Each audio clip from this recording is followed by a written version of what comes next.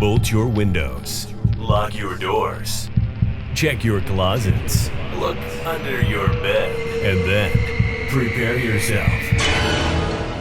For it's another episode of Dark Night of the Podcast.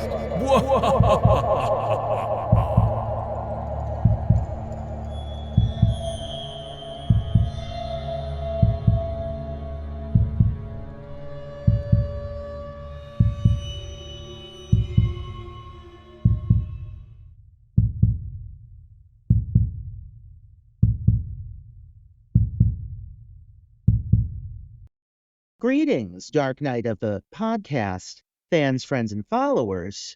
It's so lovely to have you, as always. I want to try something a little new. I'm going to throw something at Troy. He's not prepared for this at all.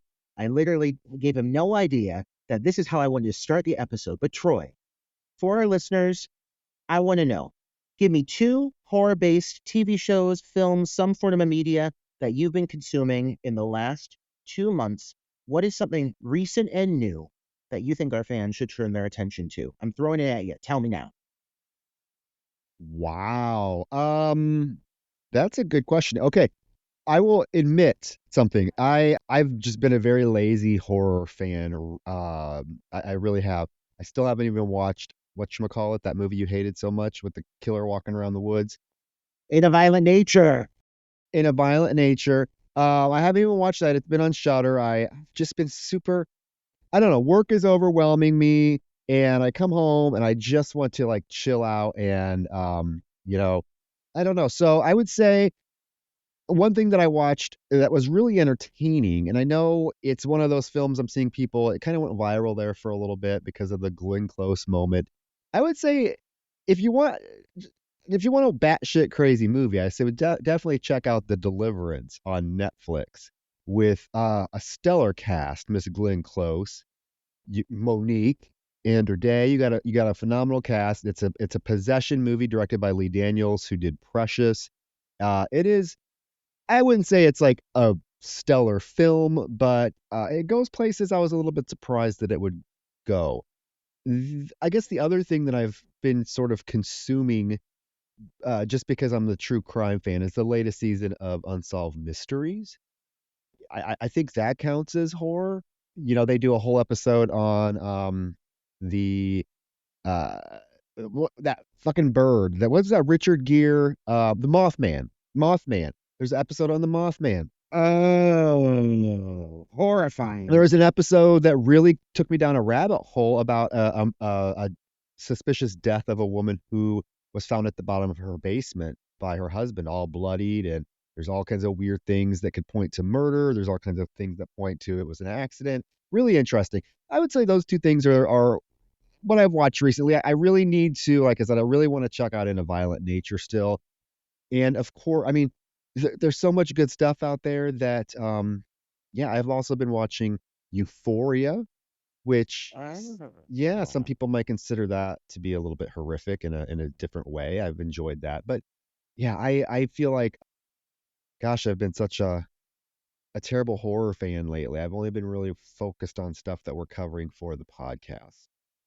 I feel the same way. And I realize, like, I set you up with this question with not really having a great answer myself, but I am fully self-aware of that. I've really been slacking, and everything that we've been consuming has been, a lot of classic releases. Like, we have really not delved into too much modern horror cinema, which is something I think I might kind of switch up a little bit.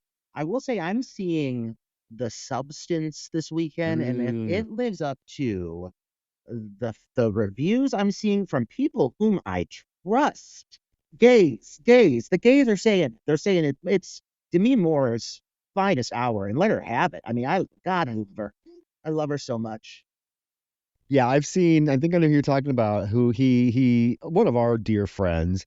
I saw that he gave it a very rare 10 out of 10. He very rarely gives films 10 out of 10, and he gave this one a 10 out of 10. You know who I'm talking about, don't you? Our little dumpling who loves. And if he's listening, he'll know it too. And he's not listening. We'll get him one of these days. We're gonna hook him. But no, yeah, absolutely. So I know I'm really excited to see that, and I know horror fans are gearing up for Terrifier 3. There's a lot of good stuff, that's been made, that's hit theaters lately, or is coming soon, that I'm really excited about. Yeah, and I only bring this up because, sometimes I almost take it for granted the fact that like some of the films that we're watching, whether it be new or old, I think like, I don't even think of the fact that maybe we're turning new fans onto some of these titles. And that makes me feel especially great. One of our listeners, Brian, reached out to me personally on social media, I think on Instagram, and said that he and his partner discovered the Blob remake through us. They had never seen it, that they were listening through our podcast and they watched it, and he's a fan of, practical effects and of that era, and had never seen this film before. And I'm so happy that there's a new fan base for some of these titles, so it just makes me feel especially great. And I wanted to shout that out and maybe, introduce some new material as well. I think that's something that we do a good job of. I've heard it mentioned before that we pick a lot of obscure stuff that other horror podcasts don't cover, and I think a lot of our listeners do find new films for our through our episodes. Like I said, if you look at our list of films we've covered, some of them are really fucking obscure. Like I guarantee we were the only podcast to ever cover Epitaph, and we had a fucking blast at that. Oh my God. Let's go back and revisit that one. You hear that, newbies? Go listen to that one. Dolores NASCAR. That broad with that hat. Oh, Oh, those hats. She has an array of hats. Talk about Mira Sorvino's hats. What about Dolores oh my NASCAR's God. hat? Our friend Mira Sorvino, our Yeah. good friend Mira Sorvino. we walked by her once while she was signing. Oh, but we tried to make eye contact, just like, get her attention. Didn't work, but God, she looked good in it. But I think, this title that we are covering today is one that I feel like is fairly obscure, particularly Roger, because of the director and the fact that it's the follow-up to his most successful, well-known, influential film. This was the film he did directly after it, and I'm surprised it doesn't get talked about a little bit more. But then again, on the flip side of it, I totally, totally get why. But yeah, I mean, we are talking Tobe Hooper's 1976 alligator themed film, Eaten Alive. Which I have never seen. I need to be clear about that right now. And I'm going to bring that up and then put it out there because shame on me. I say it right now. Shame on me as a self-proclaimed diehard fan of the original Texas Chainsaw Massacre. I should have seen this movie. I mean, I have. I think in many other films, I've seen this film done in many different ways by the same director, and I think there's a lot of notes that he shockingly recreates in this film. It feels very Texas Chainsaw Oh, Massacre, doesn't it, Troy? oh, absolutely. Right down to our leading lady, Marilyn Oh my God, Burns. poor Marilyn Burns. Oh, he puts her through the ringer in this one too. She's getting thrown downstairs, having to wear that horrible wig. We will talk about the wigs in Oh, this film. that's my number one, my top note. You're in for a good one. First of all, I'm saying it right now. Buckle up, because the wigs. I mean, whoo! If you like wigs, everybody's got one. In this movie, you get a wig. You get a wig. Marilyn Burns gets a wig. Kyle Richards doesn't get a wig, but you know what she does get? A series of dramatic chase sequences with a child. Like this movie. I can't wait to chomp into this fucking film, Troy. Holy shit. Holy shit, the cast alone, people. Stop, because guys, if you have never seen this film, first of all, I mean, you're missing a treat again. You're also missing Tobe Hooper's follow-up to Texas Chainsaw Massacre. But this fucking cast, Roger. I mean, yes, you got Marilyn Burns, but you also got fucking Robert Englund. You got Carolyn Jones, Morticia Adams herself. You got Kyle Richards. I mean, what more do you need? What more do you need? That red carpet, my God. Recreate this. Give me a screening of this movie today, and anyone that's still alive that was in this movie, bring them out, and you're going to be starstruck. Yeah, it's really surprising all these people came together, and I just realized that most of the people are dead. So we'd have Kyle Richards though, and we have Robert Englund, which is still very impressive. Um, there's so many specific aspects of this movie worth celebrating, but there's a lot of this movie that I find at times infuriating. Like I am so torn on how to feel.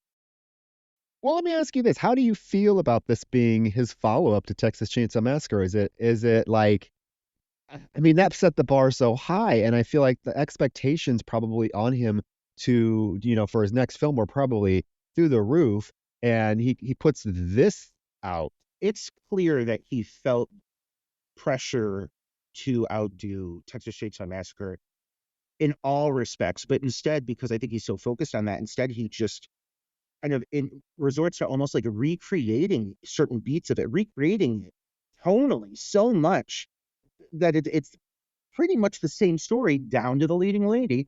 Only instead of a dude wearing a leather mask with a fucking chainsaw, you got a dude wielding a scythe with an alligator.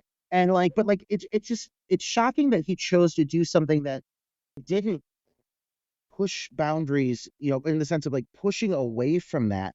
Like having seen this from him already, he tries so hard to be something that it lacks anything that really makes it stand out or defines it. Aside from maybe like the villain to a certain extent, I think he does like a really great job.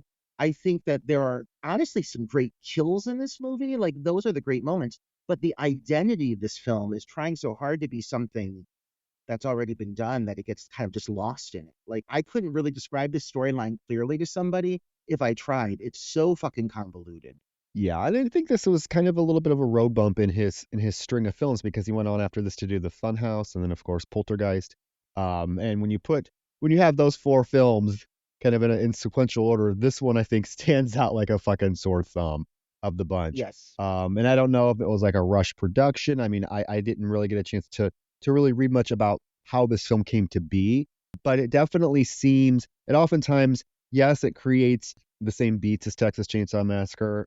I I really am curious about like any sort of production mishaps or stumbles that happened with this film because I don't know. I feel like we can get into this film and give our opinions. I do want to give a shout out. I want to stop and give a shout out to Apple podcast user Chanel Boy 92 because forgot to do it last week because we had Sean Abley on, but this Chanel Boy 92 gave us a very kind, actually written review on Apple Podcasts. So I want to shout him out and say thank you. We much appreciate the love.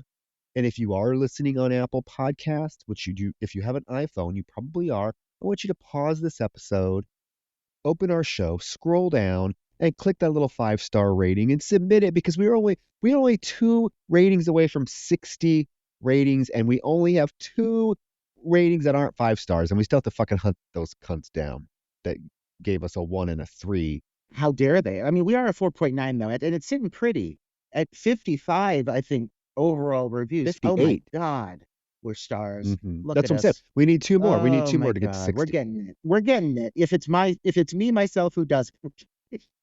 So tacky. I'm not doing it, I swear. But yeah, let's get into this because there is a lot to talk about. And I mean, like, I'm gonna just say it right now. Who the fuck was the stylist behind this film? Not just like costumes, I mean, across the board. Even the fact like this entire film, and I know that a lot of people acknowledge this fact, is completely executed on like a soundstage set, and like boy do you know it. And it kind of adds to the atmosphere in some ways. Like I'm gonna give it that credit. But like, when I'm saying that Hooper is really recreating a lot of the beats from Texas Chainsaw Massacre. It almost feels kind of one trick pony of him to go this route, this film, because it has to do with people stumbling on a very specific location. The setting feels at times very much like the Texas Chainsaw Massacre house, down to the way that they film it, looking for weird angles. He falls back on a lot of the same tropes, rambling monologues that don't really have a lot of sense behind them. And it beyond being another gory horror film that focuses on like exploitation and Texas Chainsaw Massacre really exploited the fear that people feel in these moments. It really allowed it to linger, and it did it in a way that felt authentic. It was rooted in reality. It felt like something that could really happen to people. This film, because of all of these factors, back to the stylists, even in the way the characters are dressed and are wigged, it feels void of any realism whatsoever. It's not relatable at all. And that is one of the major things that made Texas Chainsaw Massacre work. It really worked in its favor. It felt almost snuffy. This feels fake. Feels like you're watching a stage production. Roger, I was just gonna say that. That is a big note that I have is this film oftentimes it feels like a stage play because it is such a obvious soundstage, obvious built sets. There's no sense of depth, of distance of these locations. You can tell everything is like crammed right on top of each other, no matter how hard they try to make it look that way. Think about the Texas Chainsaw Massacre. You get beautiful, vast, stunning Texas scenery. You get the characters running through vast fields. You don't have that here. It seems very confined. And you're right, with these wigs and stuff, it just seems like, hey, I'm watching my local you know, Playcrafters Playhouse trying to put on a horror production complete with a giant paper mache alligator. I mean, and I guess the only thing that maybe amps it up a little bit level wise is the acting in this is fairly decent from most involved. Marilyn Burns has always given it her all. You got Neville Brand as Judd, who's great. I don't know how I feel about him in like the grand scheme of horror movie villains. I think there's just something really underdeveloped about this guy, and I really wish I would have gotten a little bit more. His incoherent ramblings don't give me much. I guess I'm trying to make inferences about like his background and stuff, but Roger, I put the dialogue on, I put subtitles on and watched some of these scenes numerous times of him just rambling to get a sense for what the fuck he was supposed to be inferring or getting at, and I still have no fucking clue. There's so much going on in this movie, and none of it gets enough time to truly develop. And because of that, nothing feels important. Down to the killer, down to Judd. And you're very much right in saying there are aspects of Judd that I almost feel like he should be again celebrated as a great villain in horror, because there are some moments with him that truly, genuinely work. But there is a lot of excess there that could have been devoted to me understanding more of his backstory. I get that he's like psychotic, but like, why? Like, can you at least give me something here so it doesn't feel paper thin? It feels like a very, very thin setup for a very focal villain. Like, aside from him, well, there's also the fucking alligator. I mean, like, but like that's it. I mean, he is almost like he is a standalone villain, really, in a way, and then he consumes a lot of the time in this movie. A lot of Let's start with the film opening up on a very close-up shot of a belt buckle, which ultimately ends up belonging to one Robert Englund, one of his early roles, a young, very young, twinky-looking Robert Englund in this. I mean, I was like, wow, he looks pretty good, damn good. I mean, I don't find him an attractive man generally, but he's looking okay in this. But yeah, he is at Miss Hattie's whorehouse, with the first wig of the day. Okay, this blonde, this poor woman, who first of all, who put her in this dress and this fucking wig? She looks like so matronly. She looks like a grandmother, and I'm like, this kid, she cannot be more than like 20 years old. What are they doing to this poor woman? I get the stylist of this film should be specifically called out for the wrongs that they committed against all of the actors in this film. Because it literally feels like all they had was maybe a rack from a local community theater. I'm guessing they just did 42nd Street or something, because this woman's wearing a dress that makes me feel like she's like living during like the 40s. I mean, she looks like she's like out of the Great Depression era. She looks like, I mean, literally, she's a blonde version of Eileen Quinn as Little Orphan Annie in the movie Annie. That's the aesthetic they're going for with this poor woman. And I don't understand. They're saying that she's a prostitute, but like when we get introduced to this woman, she is unflinching. Like she is just staring, terrified. Like it's clear this woman does not want it for money. And it just seems like such an awful setup to come right into. It's very uncomfortable. Like we get into rape really fast with this movie. Yes, and I mean his first line to her, yeah, she's sitting on the bed, eyes wide as saucers. He says, "My name's Buck, and I'm raging to fuck." But that's not even the worst part. He literally tells her he wants to try something new, and he tells her to get up on all fours. he is Roger trying to rape this woman in the ass. He wants anal sex. This is unnecessary. This is, if you're trying to draw me in, if I'm going to sit down and watch a movie that, let's also acknowledge this movie starts on credits. That, I mean, that right there, Tobe Hooper loves to get weird and experimental with his scores. Big noises, building into a climax. The opening score for this set of credits, I would almost compare to the film itself because there's cool elements about it, but it builds up to something that's so loud and boisterous and unpleasant that like you're just waiting for it to end. Great comparison, but it feels very Texas Chainsaw because again, like I think of Texas Chainsaw, I think of the loud metal clangs, the flashing of the camera bulbs. This is very similar. You've got these big loud noises. They're just a little more heavy, but it screams Texas Chainsaw to me. And so I was already set up coming into this movie feeling like this is what I'm going to get from it. Then this within literally 3 minutes of time spent with this film, there is an attempted anal raping. And I mean, like, it can't even just be a fucking raping. Like, I mean, god damn it. Do you really have to go full, like, I'm not doing that, fuck? Like, she's screaming, bent over like a fucking, like, on all fours, just waiting to take it, looking like I'm trying to make comparisons, but everything I'm comparing her to is like Little Orphan Annie. It's all so uncomfortable looking at this girl doing this. And maybe they were trying to make her look younger, or maybe they were trying to make her, I mean, look so innocent, but it just makes it more uncomfortable. And so when you go into this big rape sequence with him, it's like it just sets you up with a really taste in him. Well, I mean, she immediately says she's not. I'm not doing that. I'm not doing. He's like, hell, you are. Get up on all fours, lady. And she's like, no, I won't. And he's like, and he says, there's no such word as no.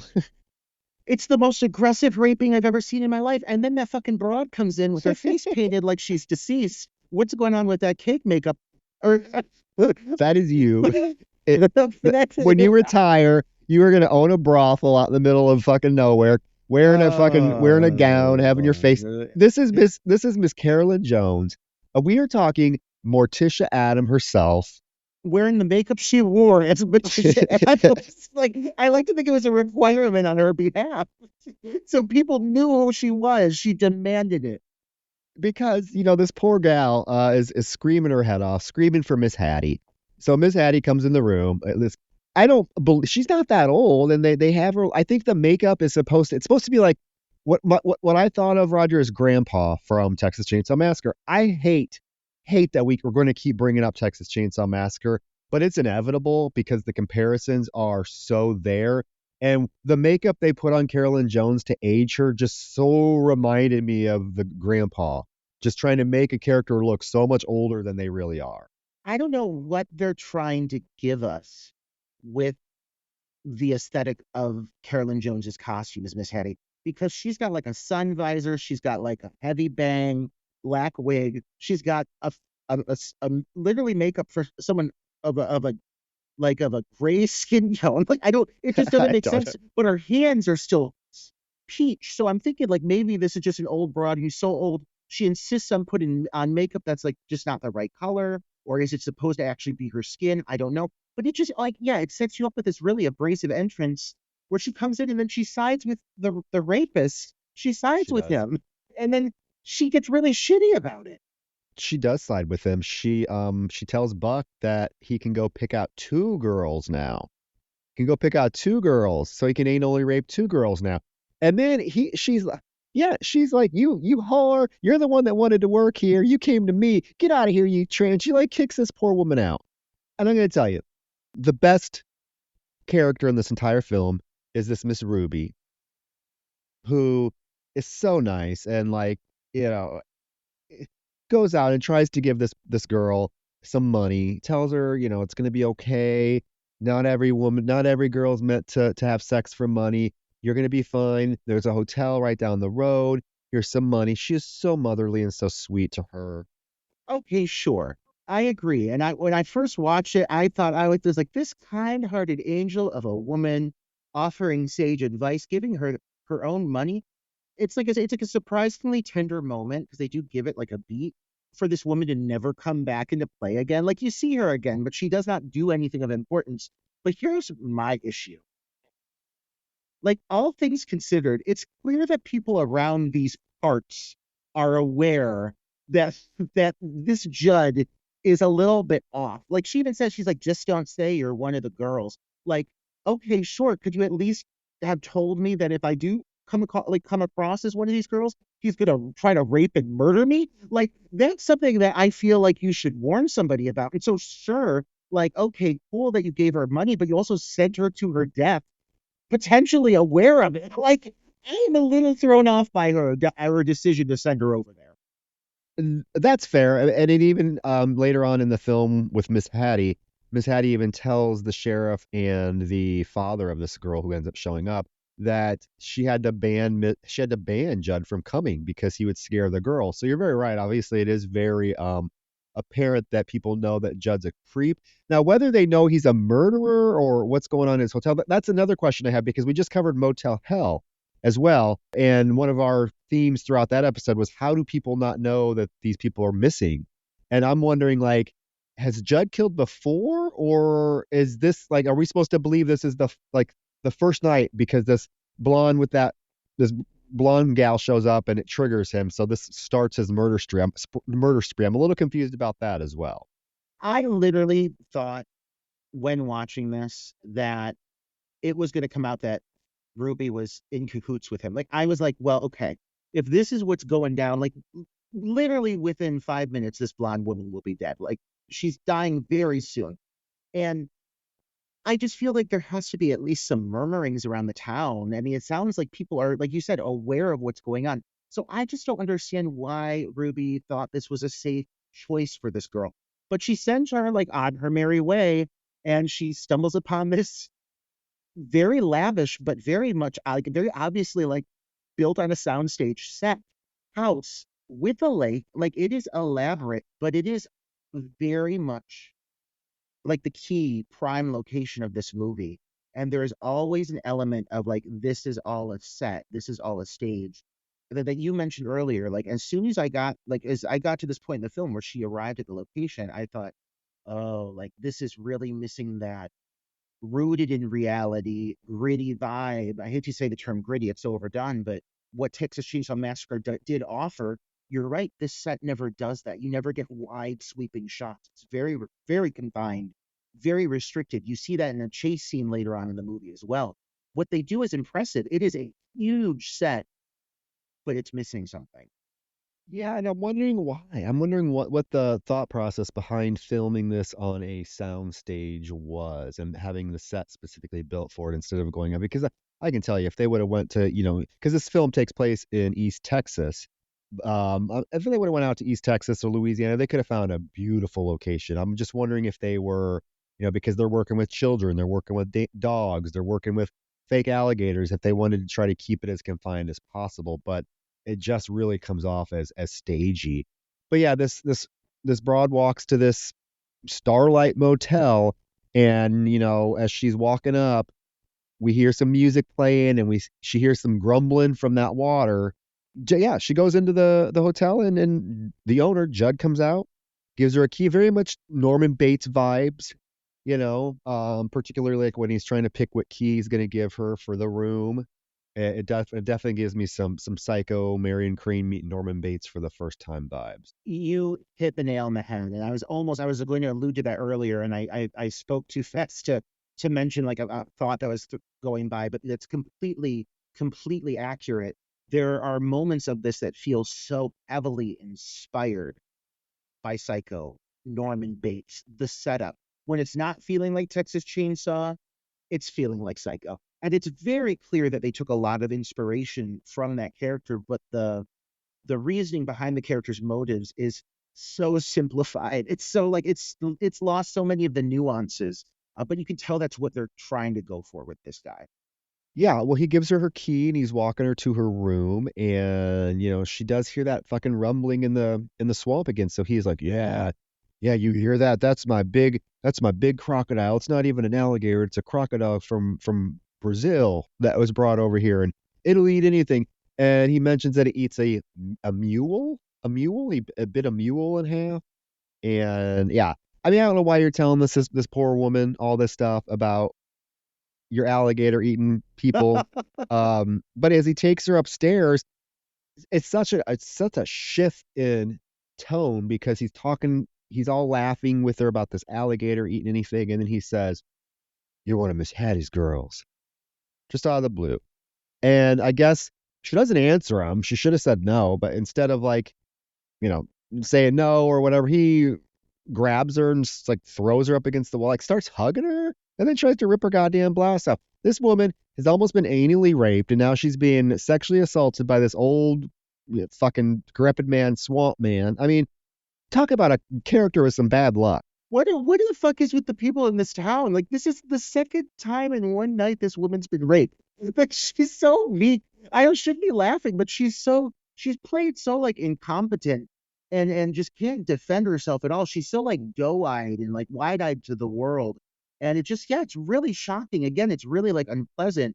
Um, we're talking about inspirations coming from Texas Chainsaw Massacre, and they're going to keep on coming. But one of the really big things I already took away from this point is like it's clear that there are elements of Judd in which Tobe Hooper is trying to recreate or structure the character to be very similar to the hitchhiker from Texas Chainsaw. Like a lot of like when he goes off in these tangents, it's almost like like he's like complaining and he's got this like really like kind of like panic, frenzied delivery. And I almost feel like he's like, hey, watch this character as inspiration. Use some of this because I liked it. Like that's how it feels. It feels very intentional. So I do again feel like there's a lot of things that he just couldn't shake from the first movie that he felt he had to recreate these beats for this film. And it is one thing that I while I do like elements of this character, those moments were really obvious for me. Like it's not even like it's like subtle. It feels very heavy handed at times. Oh, I absolutely agree. I mean, even the cadence of his speech is very similar to the hitchhikers. I mean, it's definitely, I think, intentional. But he gets really aggressive with this girl. I mean, he starts slapping the shit out of her and calling her a whore, and she tries to fight back, and it ends up with them literally tumbling down the steps of the motel, and he lands on top of her, and she's able to get up, and I mean, she doesn't get up, she crawls out the front door onto the porch, where he gets up, comes out, grabs a large, aggressive, gnarly looking rake and just immediately starts like hacking the shit out of her right on his front porch. And then I would say for the first death, it is pretty jarring. It's pretty brutal. I would say it's gory, but it's definitely there's definitely some disturbing elements to it. We keep seeing her face, and each time he slams the rake into her face is convulsing, and it ends like with that shot of her putting her fingers in her mouth, like gagging as she's covered in blood. It's like this is kind of something I've never really seen before in terms of like a death scene and a character doing something so visceral as like sticking their fingers in their mouth because they're choking on their blood. It was like, okay, this is ugh, pretty brutal. It's a rather shocking sequence, and it's very well executed, I feel. Like, if we're going to look at this now from a horror standpoint, that's often not where this film falters. Like, a lot of times it gains its footing in some of the moments of more intense fear. And this is a moment that, for a second, it hits its stride. And down to her being stabbed, I mean, yeah, man, I was sitting there wincing with it. And one thing to say about Texas Chainsaw Massacre, while it was exploitive of violence, like I said earlier, it wasn't gory. It wasn't bloody. There's very little blood in Texas Chainsaw Massacre. Not the case here. They are spitting up corn syrup left and right. And this is a very bloody sequence, but it really does hit and hit hard. And for an opening kill, it stuck with me. And I went back and rewatched this scene specifically a few times over. Fuck that wig. It almost takes you out of it, but she delivers it, man. And especially for having given a rather like wooden stilted delivery up to this point, she felt very stagey to me. This response, this reaction, like you mentioned, the fingers in the mouth, really, it made me feel. I thought it was extremely well handled. Yeah. I mean, again, it's very brutal. It happens so suddenly, and it's like I said, the rake he uses looks really just painful. I mean, having this thing slammed into your gut numerous times has to not be pleasant, obviously. But she's still alive, Roger, and she is gurgling and coughing up blood, and he drags her and picks her up, and he proceeds to push her over the railing of the porch into the lake that's there, and we hear something like grumbling. We don't see it yet. We hear it grumbling, and he's just like laughing, getting a kick out of it. One of the little quirks about this character that I do admire is like some of his reactions to killing people. Like at one moment he'll seem really like shocked. Like in this moment, like he literally like throws the rake down and looks like, what the fuck did I just do? Like, what did I just do? He looks like, what the fuck? But then when he throws her over and he hears the crocodile coming, he starts to fucking laugh hysterically. He does that a couple times, and it's just, I think it's an interesting choice to show a villain showing both remorse and elation in the same sort of moment with their kill. You don't really see that very often. So I do think that's an interesting character choice. Yeah, yeah, and I think that, it's very heavily implied that this man has some kind of psychosis. But they never explore what or why, or he does mention his happy pills, and it's very like it's he takes a pill, and then all of a sudden he's like, ooh, like it like knocks him out for a minute. Like, I don't know what the pills are actually meant to do, but whatever like he is suffering from, we don't get a clear definition of it. And some ways I'm fine with that. Like, okay, like at least we're not like saying like this is schizophrenia, like when I know nothing about it, and like just painting him to be this horrifying schizophrenic villain. They never label it, but it's unclear what it is because it's so extreme, and he does have all these weird quirks and these really violent outbursts. Very violent outbursts. So he kills her, throws her in the lake. We cut to, I'm assuming later that night, he goes up to his room. He's singing to himself, singing some song about ain't got no ticket, ain't got no bags. And he's just like walking around his room. We see that there's like this terrifying mannequin, like front and center in his bedroom, which I think is creepy as fuck. But one of the most confusing elements of this film for me, Roger, is this monkey. This monkey in the cage that is out on the porch. We see it just like sitting in its cage trying to eat, and it's doing its little thing. It looks down at the crocodile, but then it just like crumbles over dead. Like, what the fuck is going on? I think it's such a random thing to have the monkey in general that I feel like they had to introduce it. But the way they introduce it, even like I thought the monkey was in the room with him. Like I was very confused. And it again feels very Texas Chainsaw, like the chickens. Like, what the fuck is this monkey doing here? No explanation. And like at least if they would have been like, oh, he collects exotic animals or something, I would have had more reasoning behind this. But the monkey is there simply to die without explanation. Like it just dies and kind of serves as like a plot tool, but not at all. It just like distracts a character long enough to get them in that direction, and then it's never brought up again. So yeah, there's a lot of these things. There's a lot of little weird unaddressed things. Like we're about to meet Marilyn Burns' character coming up here in a moment. And when you see her, she is wearing a wig, and it is extremely obvious that she's wearing this horrible shake and go wig as Faye. And then she like eventually takes the wig off and lets her beautiful blonde hair down, and it's never explained why.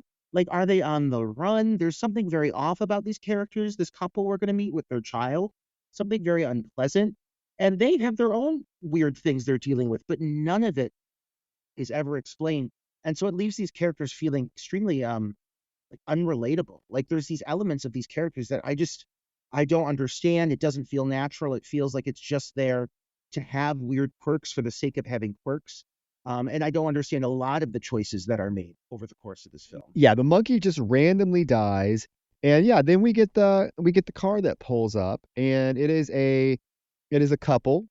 William Finley plays Roy, and the normally lovely Marilyn Burns is Faye, but this wig, this black wig, guys, it literally looks like she walked into like Five Below or Dollar Tree and went to the Halloween section and picked out a black wig. I mean, it's unflattering. I don't know what the purpose of it is.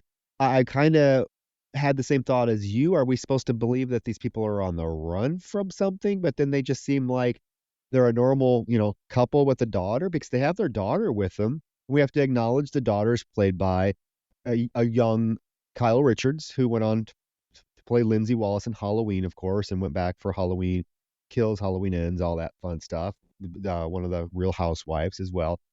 Early role for her. I know that you hate kids in horror movies, Roger, and I'm going to tell you this is one of the reasons why I can see that you do hate kids in horror films, because they do not give this child anything to do in this film except scream, and it becomes so fucking grating. The minute she gets out of this car with this little fucking white dog, it is nonstop Kyle Richards screaming her fucking head off. She has literally one word that she says, two words she says throughout the whole film. It's either Snoopy, Snoopy, Snoopy, or Mama, Mama. That's it. Otherwise, she's screaming. I was like, shut this fucking child up. I love Kyle Richards, but this almost ruins the movie for me. This fucking child screaming its fucking head off the entire. The minute she gets out of the car and starts screaming Snoopy nonstop, that's all you hear in the background. The Judd comes out to greet them, and he's trying to have a conversation with the couple, and all you hear is that little girl in the Snoopy, Snoopy, Snoopy. Shut the fuck up for 30 seconds, please, child. It is grating. It is grating. She has no teeth. It's an early fucking role. It's an early role for Richard Strange. That is great got in front of me. And holy shit. You know what I'm talking about. She's young. She's so She's gumming it. She's coming. She's lost all of the front teeth. Like there are no teeth. It's that alone is jarring. It throws you off a minute when you see her. It's hard to see her scream. I'll say that much because it's nothing but gums.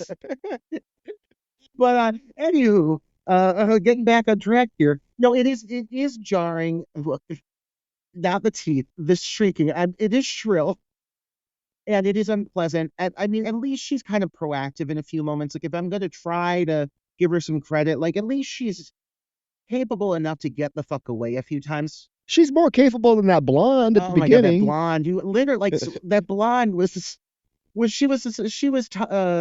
touched in a way. There's something a little bit off about that woman. But I mean, look at her dress. But no, here's my thing. If I was Marilyn Burns, and I got to come back to this, if I was beautiful, Oh, she's stunning. stunningly gorgeous Marilyn Burns with my beautiful flowing blonde hair, I would be, if they came up to me and said, "You're going to put on this wig," I would be like, "What? Why?" And they're going to be like, "Don't worry, you're going to take it off." And then I'd be like, "Why? Like, do I have to? Like, what is the motivation behind so you can have a grand reveal of her beautiful long blonde hair?" Like, I get it is beautiful. I'm kind of wondering, Roger, if they did it intentionally so that people would not recognize that it was her when she comes on screen. Oh, but well, why even bother? Because everything she does after she reveals her hair is Sally Hardesty from I mean, Texas Chainsaw. let's acknowledge that this character becomes Sally Hardesty. Oh. That's another flaw with this. They don't try to give.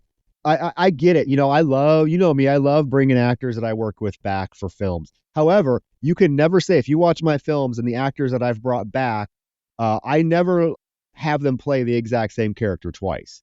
It's pointless. I can see why he wanted to bring her back. She's phenomenal in the Texas Chainsaw Massacre. That fear is palpable. However, you basically gave her the exact same role.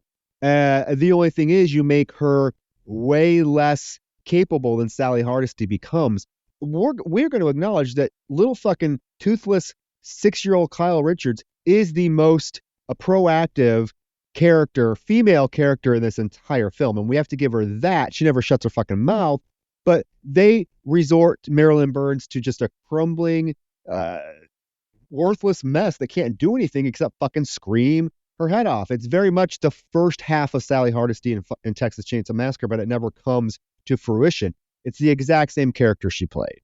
if we were to play a drinking game in which we took a shot every single time that Marilyn Burns did something in this film that she did or had happened to her in Texas Chainsaw Massacre, we would be hospitalized for alcohol poisoning and we would probably die. Like our organs, we would be in the midst of organ failure because literally the majority of things that she does, it's not even subtly recreating moments from Texas Chainsaw Massacre. It's blatantly recreating moments from Texas Chainsaw Massacre. And I feel for her because, I mean, it's clear that Marilyn Burns is a somewhat competent, capable actress. And like, you give her emotional dialogue and she's going to do pretty well with it. Like, so, like, yeah, like, why would you make her go through this again? Like, can you imagine when he pitched that script to her and he's like, and we're going to put you through it again. So just get ready for it. I'd be like, fuck, man. Like, I appreciate that you think I did a good job doing that, but like, I don't want to have to do it again. Like, I don't know. It seems a little unfair. And she does seem significantly more damsel in distress than Sally Hardesty ever was. Like, yeah, Sally Hardesty screamed a lot, but she also ran and she fucking survived. She's a survivor. In this situation, for the most part, this character survives by chance, but we'll get to Mm-hmm. that in a bit. But Kyle Richards, another fucking survivor. She does grab it by the balls, which she has to. But like overall, like she's the only one that does anything to protect herself. Most of the characters in this film, female or otherwise, are just too slow to respond, and thus they just happen to die. Mm-hmm. Yeah, they don't recognize that there is a distinct threat in this guy. And again, I have to question, like, obviously him and Buck have a relationship because right when this family shows up, the dad asks to go to the bathroom, they check into their room, up pulls Buck in his convertible. Okay, so Judd immediately starts yelling at Buck. I've told you to get out of here. I've told you not to come around here anymore. You need to get out of here. So again, it makes me wonder if I'm wondering if like this particular night is the night that this Judd character finally snapped and killed someone. Because I have a feeling that he probably would have killed fucking Buck by now if he was doing it all along because he has such a vitriol for him. But what is this whole thing? Does Buck give him like cocaine or pills or something? I was trying to figure out what the fuck was going on here. One of many things, many moments that are hinted at and never fully addressed. And I think that Tobe Hooper really has a love for having like weird traits, weird quirks, these weird little unique moments that he likes to focus on and linger on. But the problem in this case is there's so many of these moments, but he doesn't linger on them enough. So thus they all just kind of get lost in the middle of what is again a very convoluted storyline. But yeah, there seems to be this like drug deal going down or something that Faye witnesses. Again, it's like never brought back up. They never come back to it. We're about to see another moment here in a second that we're about to get to the scene with the father, Roy, where it's explored briefly that he himself has a something very wrong with him. And it's never explored. It's never like delved into. And there's just all these weird little things that I'm left asking, like, what was that supposed to mean? Was that something that was cut from the story at some point? Because it just seems too specific to not have a conclusion or something additional to it. It seems like an error. It seems like a mistake almost.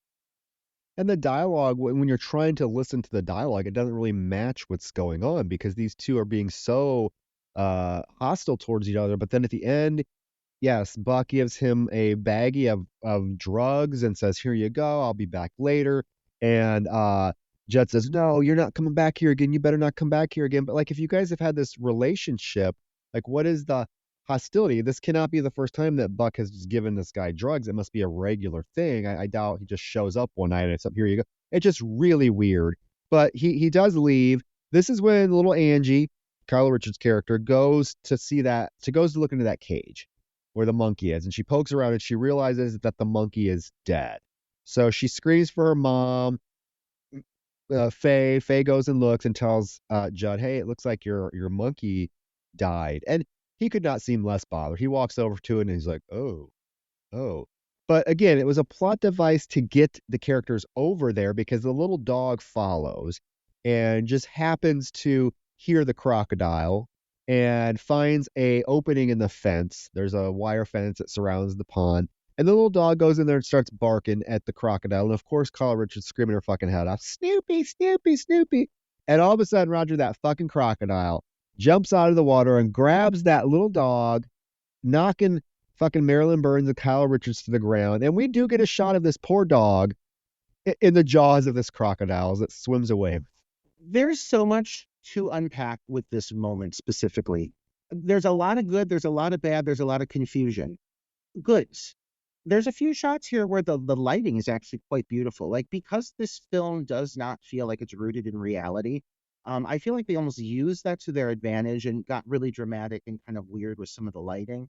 And so there's this whole scene like in front, this whole bit in front of the hotel, which is with this like bright red lighting, which I guess is maybe like the car lighting, but it's just very dramatic.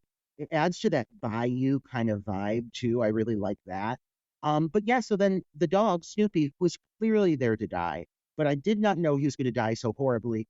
He's barking. He's so button eyes, cute as fuck. This little dog barking, and then all of a sudden, this alligator finally makes its grand appearance in front of Kyle Richards.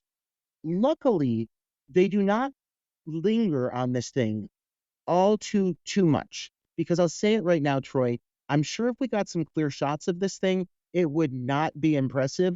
But because they edit this sequence for the most part to their advantage, it actually goes pretty well. And this dog in the jaws of this very rubbery alligator. I mean, it's clearly not a real alligator, but it's still very shocking. And the dog's struggling, and that poor dog probably had no fucking idea what was going on. Kyle Richards shrieking like a banshee. You got the wigged Marilyn Burns trying to get control of the situation, and that father is incompetent.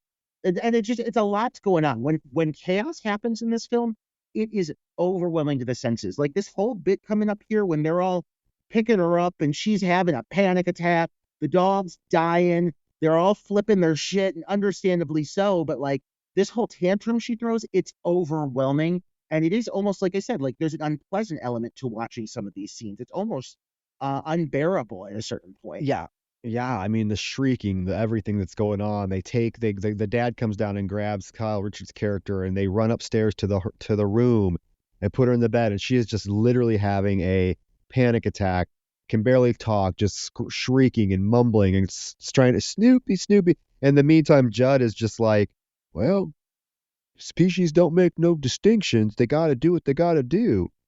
This mother, she pops a pill. I would too. She gets her prescription out and pops a pill because his daughter's screaming her fucking heads off. There's this weird moment here with these characters that you allude to, and it comes right now where, Marilyn Burns is trying to calm down Kyle Richards, and the dad's like, is she all right? And then he just has this like huge breakdown where he's like, I'm so sorry this happened. And then he does this weird thing where he pretends like he's grabbing her, and he's like, it's almost like an Invasion of the Body Snatchers, Donald Sutherland type point. I'm like, what is going on? What is this? And it's not explored enough to explain what it is. And so it's so unsatisfying because like I want to know more. Like if this is like if this is the relationship these two people have, this is a problem. And also what else is a problem is the way that, God, I love Marilyn Burns, but the way she handles that child who's having a panic attack, understandably so. She just saw her dog get eaten by an alligator, and her response is to pin the child to the bed and just scream like, calm down, like she's popping pills and shrieking at the child. Like I would be, I don't know, holding her, consoling her, but she's just pinning her down on the bed, trying to prevent her from flailing. And it's just a really weird, unnatural response across the board. And when I think it's Roy, I think is his name, goes into this whole bit, like for a minute I thought he was becoming possessed. I was like, this movie just threw an alligator into the mix, and now they're gonna fucking go into like possession. I can't handle it. But no, it's just him having like it almost feels like he's having a seizure or something. Like it's so weird. And then he just drops into the chair and starts bitching again. She looks over at him like as though she's seen this before, experienced this before, and she's not even fazed by it. It's all so unbelievably unnatural that I feel checked out on the moment. I need someone to explain to me what this relationship with this couple is supposed to be, because he seems off his fucking rocker. And I mean, she seems exasperated with his bullshit, but I don't know what is supposed to be hinted here. He even says to her, he's like, I don't know what you expect from me. And she looks at him, she's like, nothing. I don't ever expect nothing from you. And I mean, they're just like this tension and hostility. Poor Judd, I will say, he has to fucking listen to this. Because let's say this motel, we also have to talk about this motel, Roger. This motel is no bigger than my house, literally. It's like a downstairs living room, little check-in, and then there's like 4 rooms upstairs overlooking, there's a banister that overlooks the downstairs. That's it. This is tiny. This poor man has to listen to this fucking girl shriek. He has to listen to this couple argue. And now another car pulls up with fucking, what's his name? The father, we find out. Humphrey, what's his name? Harvey. Isn't it Harvey. Harvey? It's Mel Ferrar. No, I'm like, okay, another pretty well-known actor at the time who looks very distinguished. He pulls up to the motel. He goes inside, and he wants a room. And as Judd is getting the keys, he actually shows Judd a picture, and it's that fucking wig, that big old blonde wig. And I love Judd's responses. We don't got any of that here. You got to go to Miss Hattie's for that. So many things are happening, like bing, bang, boom. One thing after another that just seems like horrible character choices across the board. And I do want to touch back really quick, bridging over to this moment. One of the biggest flaws this film has, and we've talked about this before, is like you can have bad characters, meaning like, they can have shitty motives or making bad choices, whatever it may be, but you cannot have a movie that completely consists of unlikable characters.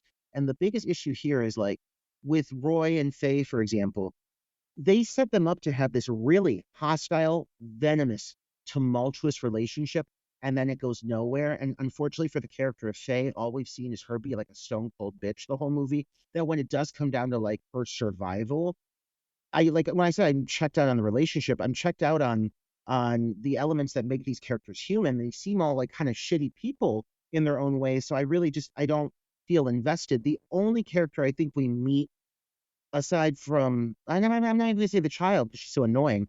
It overall I would say is Libby, the daughter that we're introduced to here, this lovely blonde. It's Libby, right? Am I right on that name? Yeah, Libby, yeah. She's so pleasant. She's so well intentioned. The only character in this film that is palatable, in my opinion. Well, we find out that, yes, this gentleman, this Harvey, is the girl from the opening scene's father, and he's out looking for her. She's been missing for a while now. They're just going to different places, shown in the picture, and he does recognize that Judd does recognize the girl. He's like, have you seen her at Miss Hattie's? Like, you need to tell me because I need to find this girl. This is my daughter.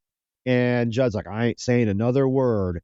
And Harvey snaps at him, and that's when Libby comes in. She's like, Dad, just calm down. Let's just get something to eat, and we'll be good. And he's like, No, I'm going to town. I need to find this whorehouse. So the dad leaves with Libby, and I think right away Judd sees Libby, and he's definitely attracted to her because he runs out and he's like, Ma'am, is there anything I can do to help you? Let me get your bags. But I mean, I don't know the whole father like looking for the daughter thing. I don't really necessarily know if we needed this subplot. I would have rather spent a little bit more time on, you know, the characters we've already been introduced to. This kind of reminded me of kind of out of like the Black Christmas playbook with Claire's father coming to look for Claire and kind of just being an annoyance throughout the whole film. It allows us then to have some police procedural moments in this film that were kind of unnecessary. I think because everything looks so soundstagey, to this film's benefit, it would have benefited it from not trying to introduce all these different sets because they clearly look like sets. Even when you have like the bar, the police, it all looks like fake. So I don't know if we needed this whole father trying to find his daughter subplot. I feel that. I think like, I've used the term convoluted a few times, and I think like one thing that's a big problem here is there's so many different things happening over the course of this film that none of them get the proper amount of attention or time devoted to them. So everything feels thin, all of the characters feel gypped, cheaped out on. And I would say this subplot gets the least attention overall, which is unfortunate because I do find it to be an interesting element of the story overall. I like having the sister come into play. but these fuckers don't do anything. Like they're really not given much of anything to do. And so yeah, it feels very disposable. But I'm really thrown off by Judd's like response here because he could very, very easily just say, I've never seen this woman before in my life. And he very much is like, oh, but yeah, and I'm never gonna again, I'll never go back there. And then the guy's like, you seen her? And he's like, that whore house. Like he's basically like telling the guy to go there and ask about her so they can say, oh yes, we sent her there. So then it'll bring it all back, like all the attention will come back to where he is. Like it feels like a very poorly planned response, and I don't know. I guess maybe it's because he's crazy, but like you can only run with that excuse so much before it just seems lazy. Well, back in the room with Faye and Roy, she's lighting a cigarette, and this is when she takes off the wig. Thank God. She takes off that fucking black wig, and we see the beautiful Marilyn Burns we're accustomed to, those flowing blonde locks. She looks stunning. But he says to her, why don't you just put that out in my eye? And she says, oh, did I burn you? And he says, no, you just gouge my eye out. And then he starts doing this whole elaborate charade where he gets on the floor and he acts like he's looking for his eye. And she's screaming at him, Roy, stop it. Stop being ridiculous. And then he starts, keep this in mind. His child's dog was just eaten by an alligator. She is still in the bed crying her fucking eyes out. What does this man do? He starts barking like a dog, like purposely antagonizing his child. Marilyn Burns is like, you are being ridiculous. What do you expect me to do? Throw myself to the alligators? Is that what you want? And then he hisses at her. Fucking hisses at her, Roger, like a snake. I'm like, I don't know what the fuck is going on. This is like a fever dream. I have no clue what is going on. And like, we're talking about Marilyn Burns getting shafted here and having to recreate all the fucking Sally Hardesty moments. A lot of these little beats here with her feel very much like the Franklin, like, like that same kind of like, I'm shouting, I'm enraged, I'm so mad. Like, she has like a really great shrieky voice, but it's hitting a lot of the same pitches, honestly. Like she has a very similar sound in this film. And so a lot of her delivery at times, though she's trying, you can tell she's trying to play this character as someone different. Like she's a lot less wide-eyed. She's a lot less likable, like let's be real, than Sally. But she's just, this is what she's given, and she's unfortunately being forced to recreate a lot of these sequences. It is unfortunate. Like I said, it would have been interesting to see Hooper give her a completely different type of character to bite into, because I think she's more than capable. So after this little encounter, he barges out of the room. He goes to his car to get his shotgun. He's going to shoot the fucking alligator. Judd catches onto this, and Judd is out there begging him, you can't shoot the alligator. It's not the alligator's fault. It was just instinct. Plus, it's not a common alligator. It came from that buck guy in Florida. It's from Africa. He told me these things can't die. The only way they can die is if you kill them. And Roy is not listening. He says, you know what? This fucking thing attacked my daughter, and it's dangerous. I'm gonna kill it. So he picks up something from the porch, throws it into the water to lure the alligator, and like as soon as he sees bubbles, he shoots. And we do see up in the room, Kyle Richards is like, oh, Snoopy. Like, why would you think you hear a gunshot and you're thinking of Snoopy? And the mother face says, Daddy's out slaying the dragon. Well, doesn't it go well for Roy, because as he's going to cock the gun to shoot it again, out of nowhere fucking comes Judd with that giant fucking scythe and literally hacks him in the back, in the chest, in the stomach with this giant fucking scythe. I love it. I love a good scythe. I think they're cool. I've always thought a big old scythe is an awesome horror movie weapon. So it really brings me joy to see it utilized in this film because it's such a cool aesthetic. But he does fucking hack poor Roy. There's this moment where Roy collapses to the ground on the porch, and Judd is gonna lift it up to give it one last hack, and then that fucking alligator just out of nowhere comes crashing through the railing and pulls fucking Roy into the pond. I mean, the film would have benefited. I think you're right. The less we see of this alligator, the better. because when you do see it, it's very clearly fake.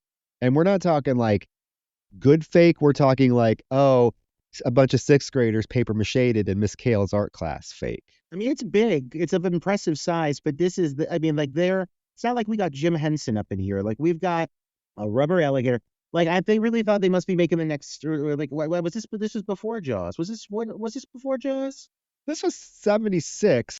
So yeah, I mean, like, going for a similar vibe, I would say, in having something lurking beneath the depths, but this is significantly less effective. The scythe, I'm here for it. I don't know why it's there. Who owns a scythe this large? I mean, it is a shockingly large scythe, and I feel like that would make sense. Like, I don't know if they had a lot of hay or corn, wheat. I guess that's what you use it for, wheat. But there's not any wheat to be seen. I don't know why this man has this scythe in this bayou, but okay, it looks great. It's a great fucking kill. He does say the alligator's name is Rocky. We do get a name. So he's named his pet. That's a relationship that we explore here quite a bit. But yeah, this kill comes out of nowhere, and it is, I mean, again, like if this movie does hit it, it at least knows how to execute a wild and prolonged kill. I like that they focus on like him after he's been stabbed, and multiple characters get this. He's on the floor and he's just rolling around in agony, bleeding out. And then that fucking shot of him getting the back of his head bit by the fucking gator. Yes, it's clearly fake again, but it's still very shocking. And they don't shy away from the physicality and the brutality of the violence. And that really makes a lot of the deaths in this film pretty damn effective. There's the moment when he gets hit the first time because Judd comes up behind him and hacks him in the back. And so when Roy turns around, he shoots Judd with the shotgun and it shoots him in the leg. So we think, oh shit, he's going to be, injured. How is he going to explain this? However, after the alligator pulls poor Roy into the lake, Judd is just laughing his ass off. He thinks it's the funniest thing ever. He goes up to his room, and this is when he takes the pill, or he takes the drugs that Buck gave him. Takes it out of a little bag, and he's like, he eats it. He's like, that made me feel better already. And then he pulls up his pant leg, and it's revealed, Roger, he has a wooden leg. Of course he does. Of course he does. Another interesting plot point that goes absolutely nowhere, has no explanation. It's just there to be utilized in like the final shot of the film. I'm going to say it right now. Because aside from that, it's not like, do we find out how he got his leg bit? Was it bit off by the gator? I'd like to know. I like to think that was the case. That's what Miss Sadie says later on in the film when she talks about Judd. She says the alligator bit his leg off. Yeah, so, I recall that. Yeah. Yeah.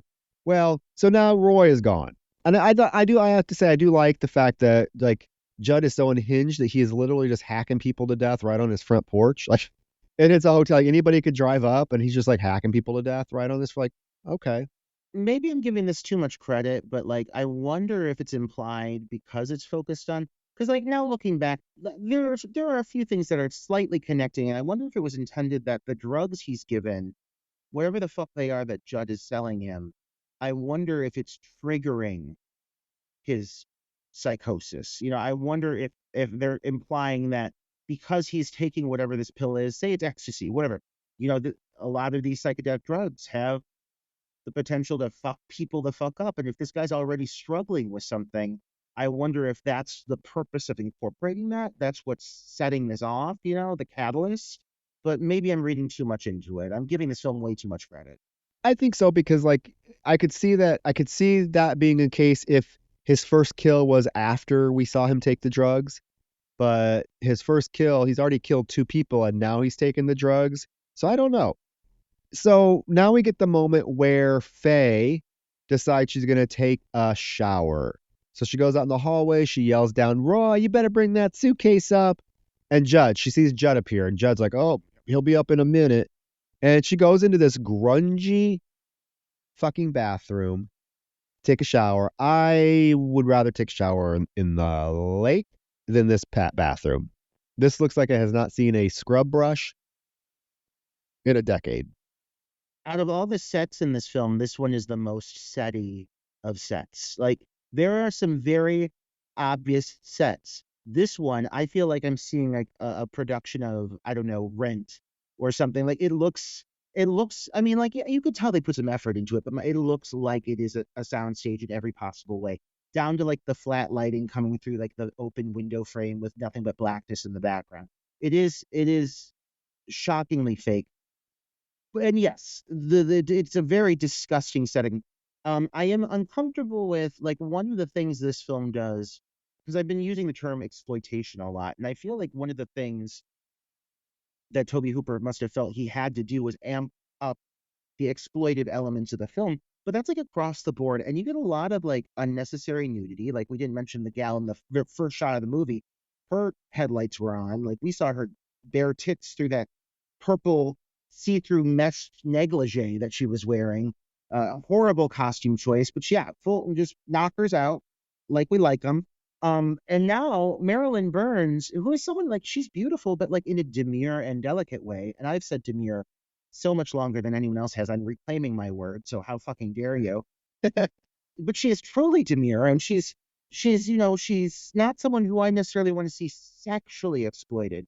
And so we get like a sequence of her like disrobing down to her panties, and it's just like it's there are some sexualized moments in this film that feel very, very forced and very heavy-handed, and I feel like Tobe Hooper must have felt like I have to incorporate sexuality in this movie. I've got to give them more of that, because it feels completely unnatural. Yeah, this whole scene, I mean, I don't know because she goes in, she starts disrobing. It's a long, slow process. Judd comes up with the suitcase to put in their room, and then he just like barges into the bathroom, like no hesitation, just walks right in, and she's like, can you get out of here? And he starts beating the shit out of her. He pulls the shower curtain down over her. I mean, this is violent. He throws her on the ground. Keep in mind, she can't see, she can't do anything. She is enveloped in the shower curtain, and he is like punching her and beating her with the pole, and she is screaming. I mean, this is very Texas Chainsaw Massacre. Very. I mean, we've heard. I mean, if we just played this audio, I guarantee you would think it came from the Texas Chainsaw Massacre. It is her shrieking, her getting beat. It reminds me of the shrieking she did during the Hammer Grandpa scene. Um, Luckily, I will say, only saving grace here, despite how annoying this child is, this Angie, she does hear this, and Roger, she does not like cower away. She gets up and she runs her little ass right in that bathroom to see what's going on with her mom. And that is the only thing that saves Marilyn Burns, because I really feel he would have killed her in this moment. But Angie comes in, he sees her, she screams, "Daddy, Mommy." She takes off running, so he knows he has to go chase her little ass. And we get a full-fledged old man chasing a 6-year-old girl through the fucking swamps of East Texas with a giant fucking scythe. And I'm here for it.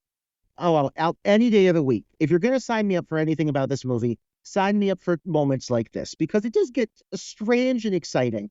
And I think one of the things like that I am so frustrated when I keep providing these Texas Chainsaw Massacre comparisons is like the thing about Texas Chainsaw is like every moment naturally just flowed into the next. Like even though it was weird and the characters you met were strange, it felt so cohesive and it felt so natural. And so many of the moments here just hit out of nowhere. And I think they think that the abruptness is part of the shock factor of it. Like, yes, he walks in with the suitcases. He realizes after killing the husband, like he's going to have to do something. But they film it in a way that's very flat. Like it's this kind of like long shot of him walking in the bathroom. And I don't understand why they never went in and tried to at least give the bathroom different angles to add some dimension. I'm guessing it literally must have been completely exposed without any wall on the other side. But it does make for anything shot in the bathroom to feel very much like, again, you're seeing a live stage production. And so it really doesn't do the scene a lot of justice because, yeah, he just walks in and he starts abruptly raping Marilyn Burns. Like, again, the raping in this film, like every woman is getting sexually molested or physically assaulted in this film. And it's exhausting. And so this whole thing when she gets fucking wrapped up in the shower curtain, exactly the same as her getting beat with that goddamn fucking broomstick in Texas Chainsaw Massacre. She's so defenseless and she's so like incapable of doing anything. It's just like it's disappointing. And thank God, you're right. Thank God for fucking Kyle Richards because at least she is a character that makes choices that save her own ass. Like she during this chase sequence, he's just running right fucking after her. She's throwing chairs in his way. She's fucking dodging him, this old fucking man. She's running all around him. And she is quick to get under the fucking house. I mean, she ends up getting trapped down there, but that's part of the reason she survives as long as she does, is she's able to evade him because he's elderly and slow. She really does make the best choices over the course of the film. Nobody else is on top of their game in this movie. She's the only one that's making choices that keep her alive. And now for the rest of the film, she is under this house, crying and screaming and stuff. But I guess it's to be expected. But at least she's under this house. It did allow Marilyn Burns, Faye, to get up out of the bathroom and get herself at least out of the fucking shower curtain. Her hands are still tied, and because she hears Angie screaming, so she starts to head downstairs. And as she's going downstairs, fucking Judd comes back up and like chases her down the hallway. And there's this moment where she's like, "Please, please," and he's like, "Please," he's like mocking her, and she's like, "Please," and he's like, "Please," and then he starts beating the shit out of her again. It almost feels like a fetish that Tobe Hooper had beating Marilyn Burns on camera. Like it is so prolonged and she's so defenseless. And yeah, she's just like pleading for her life and the guy just starts fucking beating on her. And it is just again, it's uncomfortable.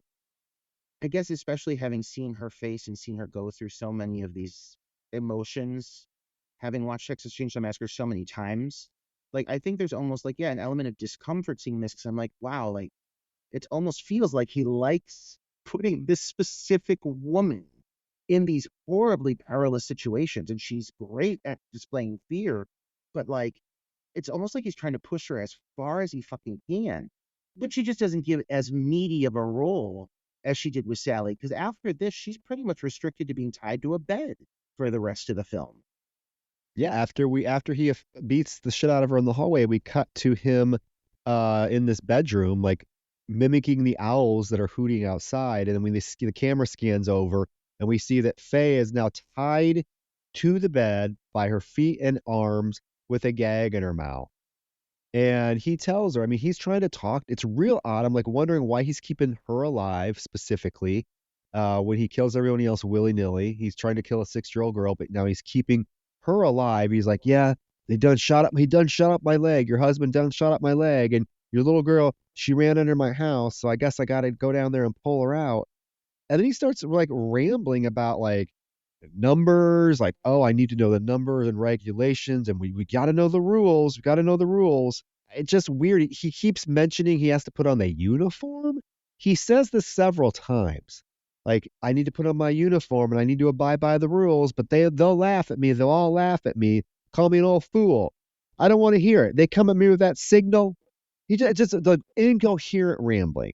Incoherent rambling. But and the thing that's really frustrating with this is like he devotes a lot of this guy's scenes and dialogue to this nonsense, jarbled nothingness. It has no real meaning. And if it's there, we're not getting it. That like so much of this could have actually been used to develop the character. Like, I mean, when at least in the Hitchhiker had a fucking opening scene, he talked about his family's relationship with the meat plant and the cows and hammering the fucking cows, which does come into play later. And while it was, confusing, there was something to put together, and now going back and watching it back, like I know exactly what this means and how it ties in, even though these characters aren't following it at the time. This, I don't think anyone could sit down and decipher what the backstory is here. And it feels, really lazy. Again, it feels really fucking lazy that they wouldn't just sit down and say, hey, we've got several moments of this guy that we want to give him a monologue. Like, why don't we actually like put our heads together and give him some dialogue that's going to make the audience feel, I don't know, something for him, sympathetic, relating to him, something, or even awful things like, wow, this guy just his plot, his mentality, whatever's backing this, whatever's creating this, at least I have a knowledge and understanding of his motivations so I can make a judgment for myself. I don't know what this guy's fucking deal is. It's not fucking clear to me and it's not going to be explained. And yes, you do get a little monologue here in a little bit at the horror house. But again, it's really like it's just kind of tossed out there and it's tossed to the wind and it's never really revisited. And it just feels really Like wasted time. All of these monologues, all these little spiels, wasted time. Don't even try to decipher what he's trying to say. I mean, I think you could take, oh, is he supposed to be like a veteran that has PSD? I don't know. He never mentions the wards, but it's just literally incoherent sentence after sentence after sentence that have no connection to each other. And you're right, it is such a waste of character. And I don't think we've ever seen a horror villain that is so terribly written. Part of having a villain in a film or an antagonist is giving them a reason for what they're doing. This is just incoherent and it's nonsense and it just pisses me off because I spent so much time. Am I missing something, like rewinding, turning the subtitles on to see if I could decipher anything? And I still, like I said, I don't know what the fuck is this guy's deal. He says something about they come at me with a signal. That means get and get, or by God, you're done for. You're done. And that's just a bunch of rambling. We cut to then Angie back under the house. She sees that alligator fucking lift its head up and look at her, and then that fucking rat, and she screams her fucking head off. Poor fucking Kyle Richards must have been traumatized after this movie. This child is put through so much. Again, and I'm wondering if that's why they did this on a sound stage so that they could keep the set pieces like safe and confined for her because she is such a big part of the film. I mean, we see her under this house constantly. There's just cuts of her like, well, we'll see her crawling under this house, and I'm wondering if they wanted to keep it safe. I don't know. I'm just speculating. I have no idea. Now we go to Harvey and Libby at the sheriff's office. And this dad, I get it, but he is pretty abrasive right away. He's like, "Hey, sheriff, I hear you run a wide open town. Isn't there a whorehouse right down the street?" And this sheriff is like, "You know what? What's your daughter's name, and why do you think she might be at Hattie's?" And he's like, "Well, the guy back at the hotel said he recognized her." So the sheriff suggests, "Hey, I'll drive you out there to Miss Hattie's. You can ask her specifically yourself." And Libby pipes up and she's like, "No, I want to go too." So he lets Libby go, drives her to the whorehouse, and introduces them to Miss Hattie. This is Miss Carolyn Jones' big final moment she has. She's back. I mean, she's back in fine form. I will say, I guess the one reason I appreciate having that subplot is it's the only subplot that does have like a human heartbeat to it. Like the father, we come out to find out soon that the father's dying. Like this is revealed soon. And so it's clear he's intense about finding his daughter. Like he is very concerned. He is very stern, but he's given a reason to be. And that information is delivered by Libby, who again is very endearing. Like if anyone in this film has a likability factor, it's her. And she seems very composed and almost like she's there, almost like as an interpreter for her father, who's so worked up over his missing daughter that he's just, he couldn't really do it without her. But I do appreciate that aspect of it as a through story. It's just not explored enough. And bringing the sheriff in is even more of a minor aspect. He doesn't really impact the story at all. Like at all. He really is not a necessary element. No, not at all. I mean, the sheriff is not the hero. The sheriff does not save the day. He's literally here for 2 scenes, and that's it. But I do love the fact that Miss Hattie, the first thing she asks them is where they're from, and they say, "Houston, H-Town, yes." And she's like, "Oh," she tries to sell him some property. Right away, this broad, she has money on her mind. She's pimping out whores, and she's trying to sell property in Houston. Those eyelashes. Yeah. Oh, wow. And so Harvey takes out the picture of his daughter and shows it to her. And Hattie immediately says, "Never seen her before in my life." Why? I don't know why she just wouldn't tell him, "Hey, yeah, your daughter was here, but it didn't work out. I kicked her out." But to say, "Oh, I've never seen her before in my life," I don't know. Again, the unlikable choices. Like they're just like, why? There's no motivation other than to protect her own ass. But like every character here makes an unlikable choice at some point, and it makes it really hard to want to root for them at all across the board. Well, obviously the sheriff is okay with her running a whorehouse, so there's no reason why she really has to think about covering her ass, I don't know. It's real weird, but then they do mention to her that they're staying at the Starlight, and this is when we get a whole little bit of backstory because Miss Hattie says, "Oh, crazy old fucking Judd, he's still around. He still runs that place. He used to be one of my best customers, but I finally had to kick him out because he was scaring the girls. He has that crocodile there, that big crocodile that he says never dies, and it bit his leg clean off, that silly fucking fool. That's it. And then they leave. And we never see Miss Hattie again. I really needed to see this old broad fight that fucking alligator. That's what I wanted to see. Oh my God. I was fucking crossing my fingers, hoping and praying that it was going to come down to her and the fucking alligator. I was really thinking that the alligator was going to break out of that fucking pond and get its way into the town and take on the whorehouse. All the whores with shotguns, her in a fucking jazzy just coming out and shooting this thing. It would have been a dream come true. But no, yeah, it's lots of little loose ends. You never revisit her again. She gives the story. You are right. She does mention the leg getting bit off, but it's so disposable. Like it's just thrown out there, and I don't know. It's just again, it's not explored at all. So it's nice we get another scene with her. I guess she's one of the more notable names in the movie with a cult following.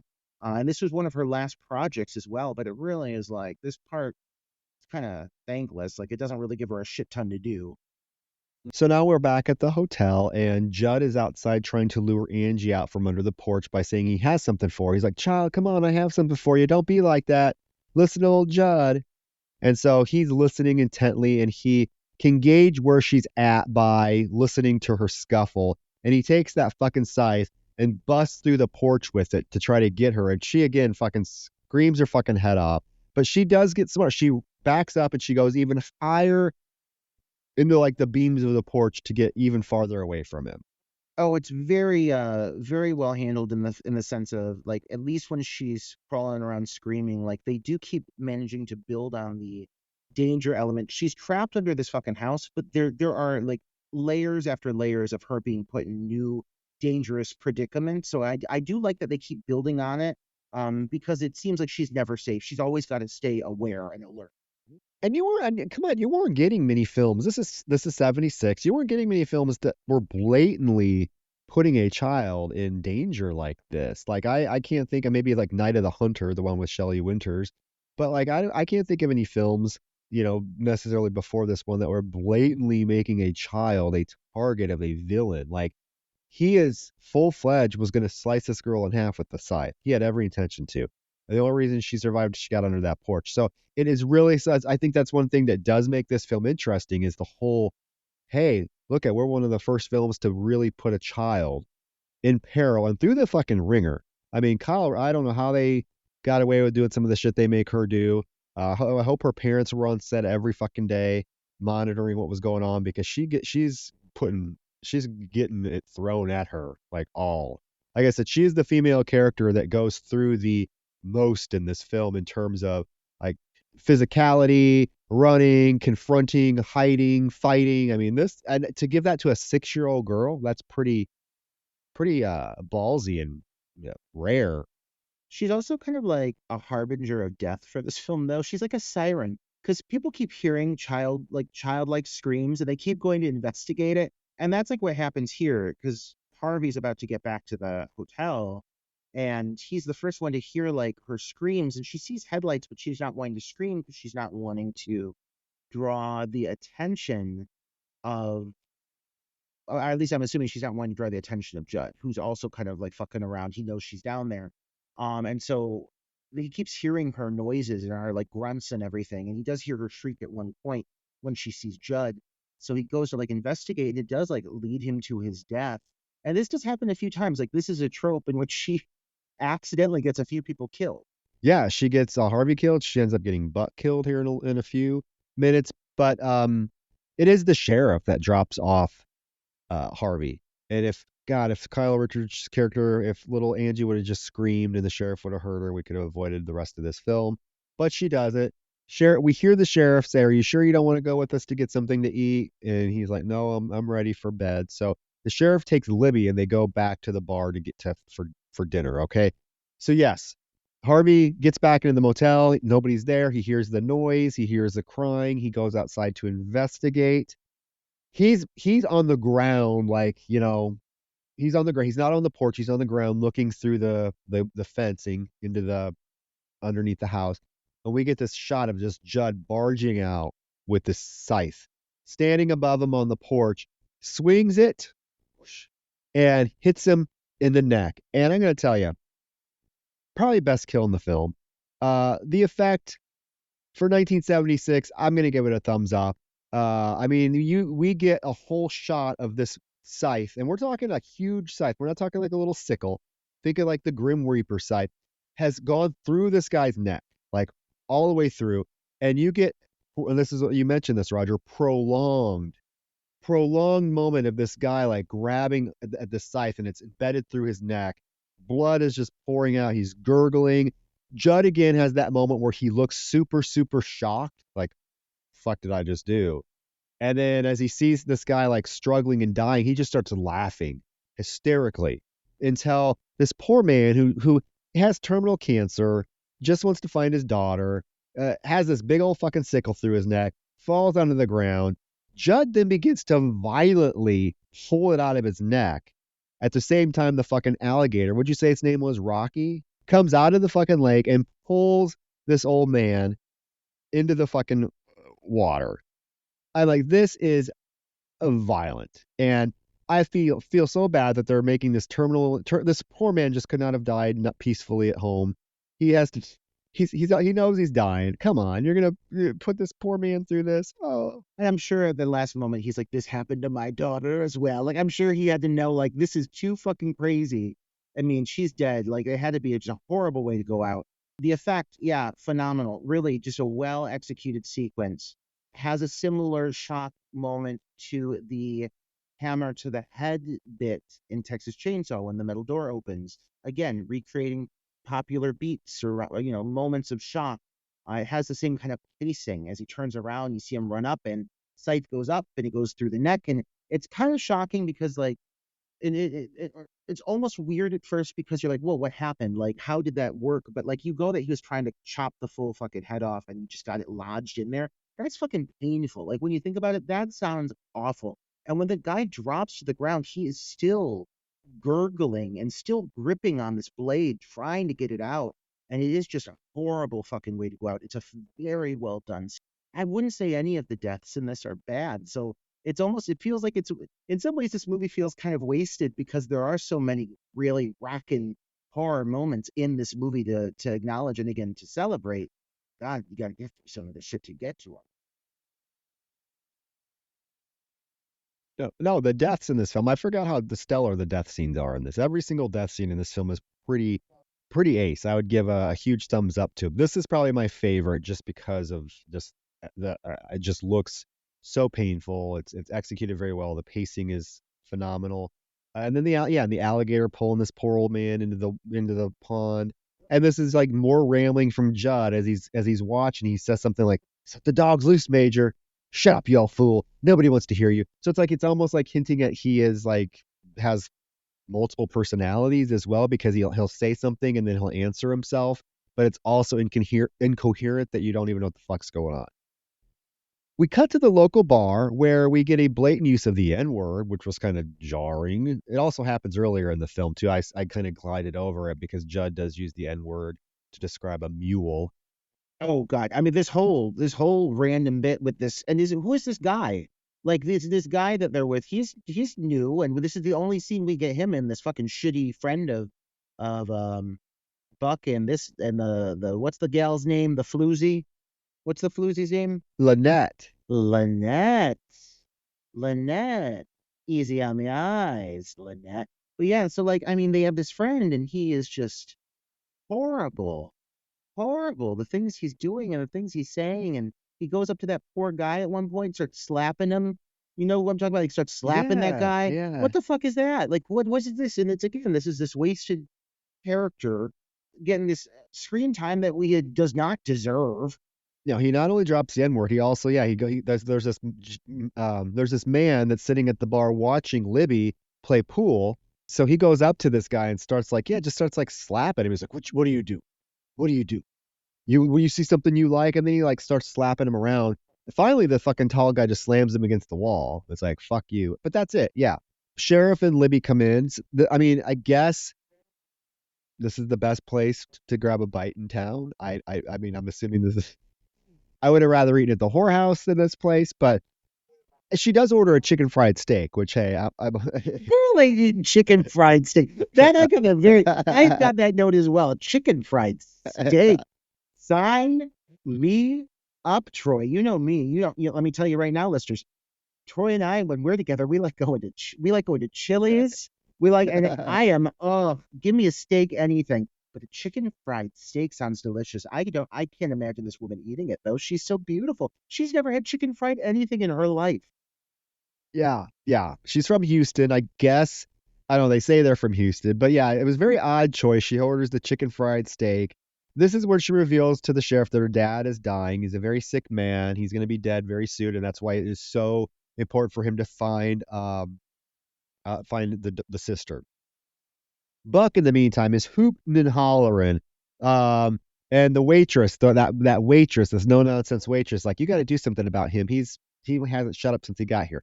So sheriff goes over and tells Buck to get out, and Buck's like, "Oh, I'm not doing anything." And it is very much insinuated that this Lynette girl is underage, because the sheriff's like, "Oh, what about your little girl over there? I bet you that's not Coke she's drinking, is it?" And he's like, "If you say one more word, I'm hauling you out." And so Buck gets ready to leave. Of course, on the way out, he gets in almost another altercation with another pool player at the bar before he leaves. So Buck leaves the bar with Lynette, and we go back to the hotel where Judd is cleaning the porch. Obviously, this man has had blood spilled on this porch, like in gallons. And who pulls up? Buck with Lynette.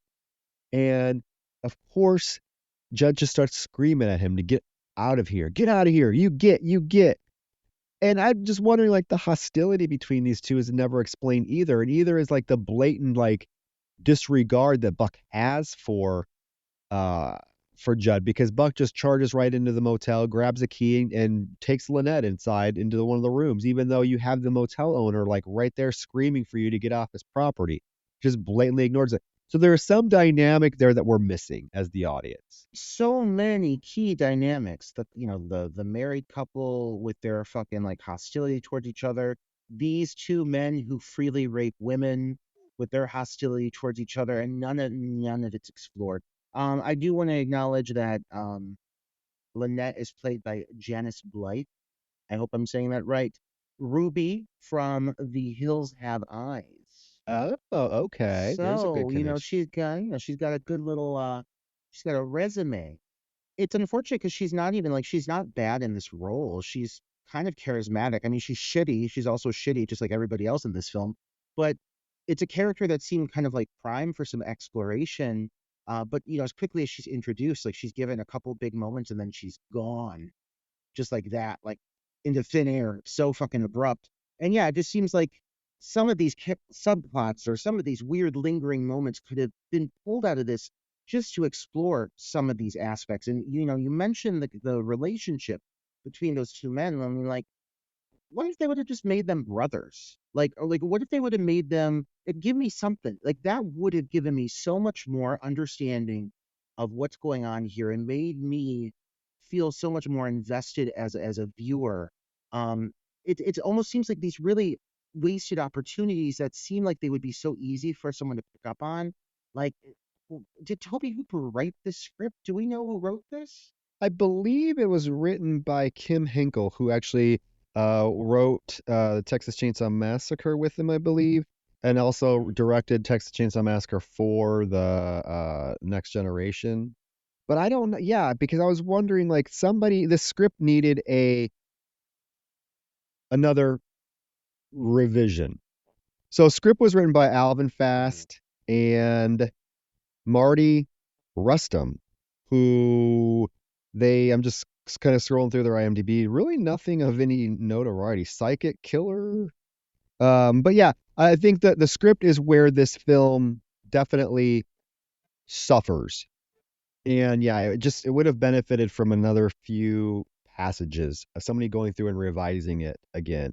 The one of the scriptwriters wrote Satan's Cheerleaders, but that's about it. The two scriptwriters really don't have a lot of good credits behind their name, and Kim Hinkle did go through and adapt it for the screen. So I don't know what possessed Tobe Hooper to choose this particular script to follow up the Texas Chainsaw Massacre because, again, it's the script is probably the worst part of the film. I'd agree.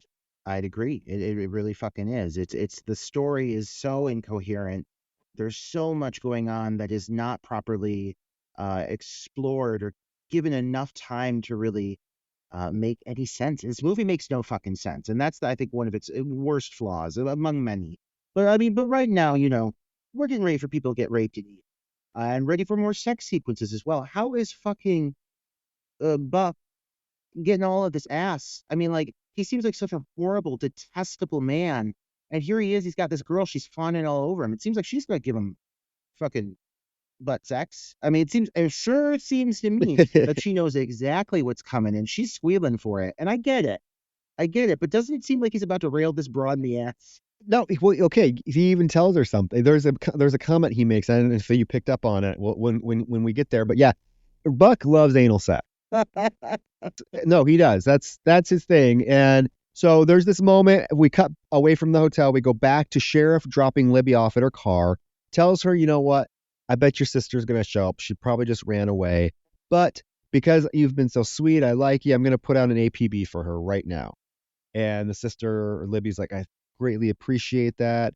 He tells her to go back to the hotel. It's almost like they were setting up some sort of like romance between these two, but it never goes anywhere. Yes, back at the hotel now, Faye, keep in mind, Faye, Miss Marilyn Burns, is tied up to a bed next door to the room that Lynette and Judd are in, or that Lynette and Buck are in. She is flailing, making tons of noise. Lynette's sole purpose is to show her titties because, yeah, she takes off her top and we get these big old milky boobs that pop out. You got Robert Englund getting undressed. You got Angie still crawling around down in the fucking underneath the house. There is like the moment where you get a real graphic close up of Robert Englund and this Lynette kissing, and he's like rubbing her titties and rubbing her nipples. Oh, you get like a extreme, like hyper close up of her nipple and areola. It is startling. Yeah, and like she is young. Like she looks younger. I mean, obviously the actress isn't underage, but like she's beautiful, perky, supple, pouting, breasts, a petite waist. But like she's played as very into him, like she's squealing and giggling, she's all about it. And it is weird after seeing the men in this film be so willing to rape and so willing to show violence towards women, that this girl, she's just like fawning over him and throwing herself at him and excited to have sex with this guy. It just reads really skeezy. And then I'm wondering, like, if he's able to just go to the bar and pick up these hot looking women, like, why is he going to a whorehouse? And maybe he's going to a whorehouse because there's not a lot of women out there that actually like anal sex. And it seems to be his thing because this is the moment where after he's rubbing her titties and stuff, he turns her over on her stomach and she's on her stomach and she's like, "Who, what are you doing?" And he says to her as he starts to pull down her panties to reveal her ass, "This is the best way." I'm like, dude, all you want to do is fuck in the butt. That Repressed homosexuality. Yeah, that's what I'm thinking. And he's so before and she's just like, "Ooh, stop." And he's slapping those ass cheeks and stuff. It's pretty like, oh wow. They start to hear the shrieking. They start to hear Faye shrieking in the other room. They start to hear Angie screaming. Judd responds by turning up the radio, which pisses Buck off even more because this is when Buck gets up. And it's like, you know what? I'm going to go tell him to shut the fucking radio off. So Buck goes out of the room. In the meantime, Judd has gone into Faye's room as she's tied to the bed to tell her not to feel bad. So Buck's outside. He hears the screaming from under the porch. All of a sudden, Judd comes out and says to him, "I told you to get." I said, "Get and get." I made the signal. And Buck's like, "Would you shut up? Can't you hear that? Can't you hear that?" And Judd says, "You think I don't know?" Buck is like, peering over the rail, looking into the water. And all of a sudden, fucking Judd just shoves him into the water. There's this really cool moment where he's trying to there's like this little dock that he gets up on, but then all of a sudden that fucking alligator comes and like pulls him in. So, and it's pretty long. It's a long scene. Like we get a pretty good shot of this alligator like grabbing onto to Buck and then him desperately clawing at the dock as it's pulling him under the water until ultimately it literally gets him into the pond and gets him under the water. In the meantime, Judd is just laughing his fucking head off, making it the funniest thing he's ever seen. He's having the fucking time of his life with this moment. There's a few little things here I do want to acknowledge. Props, acknowledgments to Marilyn Burns for literally being bound to that bed and flailing her body to lift the box spring from the ground, to lift the bed and make it, hit up and down so they could hear the floorboard. She's making the wire frame slam so they hear it. And you see shots of her just projecting her body. I mean, the upper body strength that woman must have had to do that. It must have been miserable. But of course it was. It was Marilyn Burns on the Tobe Hooper set. That sounds about right. Par for the course. I think one of the things that I find unsatisfying and the build up to all of the kills in this film is that everyone's always defenseless. Like everyone's always just like so distracted, often by the child, that in this moment, Robert Englund, though he's an asshole, should have given like a proper should have fought for his life. And this whole bit of him just getting pushed over the edge feels really like lame, super lackluster. What follows is great. Like him getting fucking eaten by that fake ass alligator still looks like a fucking blast. Awesome. Him up on that fucking like you said, on that platform trying to hold on, he's getting pulled underneath. Great sequence. But yeah, like leading up to it, it's just like this guy's literally walking around spewing a monologue about nothing. And Robert Englund's just like ignoring him, and they just get fucking pushed in the water. It's so like anticlimactic. I really wanted more from this character, though he did get a really good death scene. Yeah, I would agree that this whole death scene is probably the least it is the least impressive in the film. And yeah, he literally just gets pushed in. And I expected something a little bit more for this character since he has been such a prominent figure. I mean, we started the film on him, on his belt buckle. He's been a presence throughout the film. They should have given him a little more something to do. And again, we never know like what the relationship between Buck and Judd was that made them so hostile towards each other. But we do get this moment where Lynette has heard all this commotion. So she puts her top on and she runs back downstairs out onto the porch. And this is when she sees what's happened and Judd takes that scythe and chases this broad through the foggy woods. This is very, very reminiscent of the first chase scene that Marilyn Burns gets in a Texas Chainsaw Massacre with Leatherface chasing her with a chainsaw. She's running through the brush and the tree branches are hitting her. Same thing here.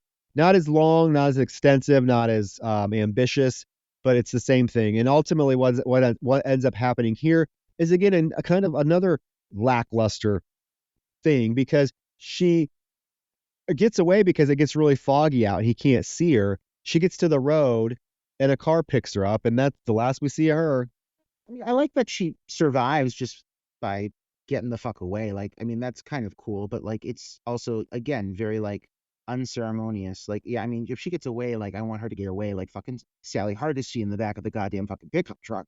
And this, like, some guy just picks up. Of course, he's picking up this girl running around in panties, running around with her boozles flipping around all over the place. Because one thing that is also like kind of off-putting about the sequence is like, again, back to the exploitive elements of this film, she is completely topless all the way up until when she goes downstairs and she puts on the top and she gets chased. But like she boobs out for a very prolonged period of time. And when she's running around, she's in nothing but a little t-shirt and panties. So it's a very sexualized. And there's a specific shot. There is a very specific shot, and you'll know the exact shot here, where she turns, she sees him, he's rushing at her, and she turns, she runs down the stairs of the porch, and the camera is on a dolly, moving with her, and it is shot exactly identical to the moment of Pam running from the house and getting grabbed. It's that moving shot on the staircase. She gets away in this, but it looks just like it, with him coming up behind her with the scythe, and it just really feels so Texas Chainsaw. Again, it feels very One Trick Pony. And you're talking about ambition of the original chase scenes. That's because they had a sprawling Texas woodland to film in, whatever the fucking dead trees and dying cactuses. It was horrifying. This, it's a set, and it's clearly a set, and so they have to fog it the fuck out to make it look believable. But what you're left with is something where they're clearly filming at certain angles and trying to make this place look more intimidating than it is, because there's a flatness to it that the original location, Texas Chainsaw Massacre, just, it didn't have that. It was a real location. And this, as much as they may try, it just doesn't sell it as a woods, as a forest. There is a fakeness to it. And so thus it just loses something. It's still a really cool scene, but it's way too brief. It's just, it's trying to be so badly trying to be Sally Hardesty's chase sequence, and it just simply can't compare. Well, and then you get Judd having his Leatherface moment where he realizes that he lost her, and he has the scythe in the air and he's twirling around, and he's like, "Where? Where?" And it's very much Leatherface at the end of Texas Chainsaw Massacre when Sally Hardesty gets away and he's twirling the chainsaw around in the woods. Again, make the film just took too many cues from Texas Chainsaw Massacre. It just does not have its own identity. So back at the hotel, Libby comes back, and I didn't need to see this either. Like, Libby has been this demure character. I'm going to use that word too, Roger. I'm stealing your word. Very like put together, professional. Like, she seems have her shit together, but she gets back in her room and immediately she disrobes, and we get a whole topless scene with her. The last character I would have expected to see tits out full frontal with. And it really, I think it downplays her character greatly, because up to this point she seems like she's the only character that seems to have her head on, and then she's given this very exploitive, forced topless scene into which only she just gets dressed again and then runs outside of the house. There's no reason for her to get down to her panties. She just stands there topless. She's got a great rack, but it just doesn't fit this delicate character. And I really feel like if anyone here is kind of gypped, it is Libby, because the actress is lovely. Her dialogue delivery is great. She has a lovely presence. You can tell that in a lot of these moments she could have done probably a lot more with this character. And this really just cheapens it out. But I do like this build up here as she starts to hear the sounds of, hey, the next room over. And I do think that this whole moment of her starting to investigate the house is rather suspenseful, because it's all starting to build to this big climax. Yeah, no, this climax is fucking crazy. It's frenzied. I mean, they're talking about sensory overload. Here we are. We're at the climax. Well, there's only a couple minutes left of this film. While she's up with her tits hanging out, Judd is outside, and he has come up with a new idea of how to kill this little fucking Angie bitch that he's tired of, because she is causing everybody to realize that something's wrong. So he decides he's going to take the scythe, the blade, and cut a giant slit into the fence that is protecting the underneath of the house. So he cuts this slit in and allows this alligator to crawl under the house to where Angie is. Some of the worst moments of the alligator, because we clearly they show way too much. Like, there's that scene where she sees it, Angie sees it, and she's getting the fuck out of there. She's climbing up as high as she can. She's getting into railings. But there's this moment where you see it just come into frame, somebody's pushing it, it just goes, and it's oh my god, this is so ridiculous. Mouth agape without any animation to it whatsoever. It just slides into frame. There's another shot where it scuttles at her, and it wobbles in her direction. They're trying. I'm gonna give them credit, but and the alligator also seems to greatly change size, or is it just me? No, or does it go from being the size of a fucking car to now being very small and it reasonably sized? It almost eats the child, but it's not anywhere near as big as it was. What fucking type of appetite does this thing have? It's eaten 3 full people by now, and it's still famished. It is. This thing is going to eat everybody. It's crazy. But more power to them. I think that they should have gone full alligator with this film. Absolutely fucking not. They did not have the skills to do it, but they clearly didn't have the skills to do a lot of the things they're trying to do with this movie. But the kills are good. And so the child's getting chased around. Libby busts to the wind, hears the cries, puts on a nightgown, and she starts to like walk around the house. And she does open the door and have this great moment where she finds Faye, distressed, tied to the bed. And she starts to fucking help her. I mean, thank God this poor woman's been tied to the bed for hours, it seems.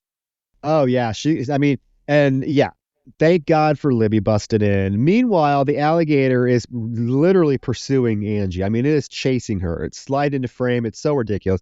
She's smart though. She gets out. She gets her ass out from under the porch and she starts to climb up the big fence, like the tall fence that's on the side of the house. She climbs up there, but her little ass, Roger, you see, she as she's trying to get over it, she falls and she's hanging on the top of the fence by her fucking little skirt and she's just like hanging there dangling.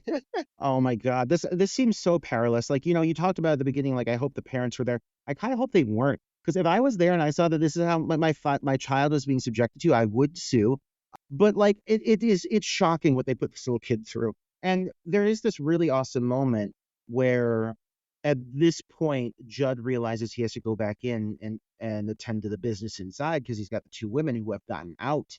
And they have this great bit where the second Faye gets free, she just busts from the room running to find her daughter. And Libby is hot on her heels following after her. They turn and they wind down the staircase, and Judd appears fucking out of nowhere with that goddamn scythe and starts chasing them back up the steps. They're shrieking, and it is really intense. Like, this is a really intense sequence. He gets him back into that fucking damn bathroom though. And again, as you mentioned earlier, it's a terrible set because they can only film it for one angle.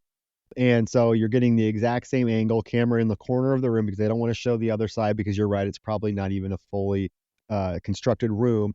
And he comes in and God, she can't get a break because he fucking slices her in the fucking leg with that scythe.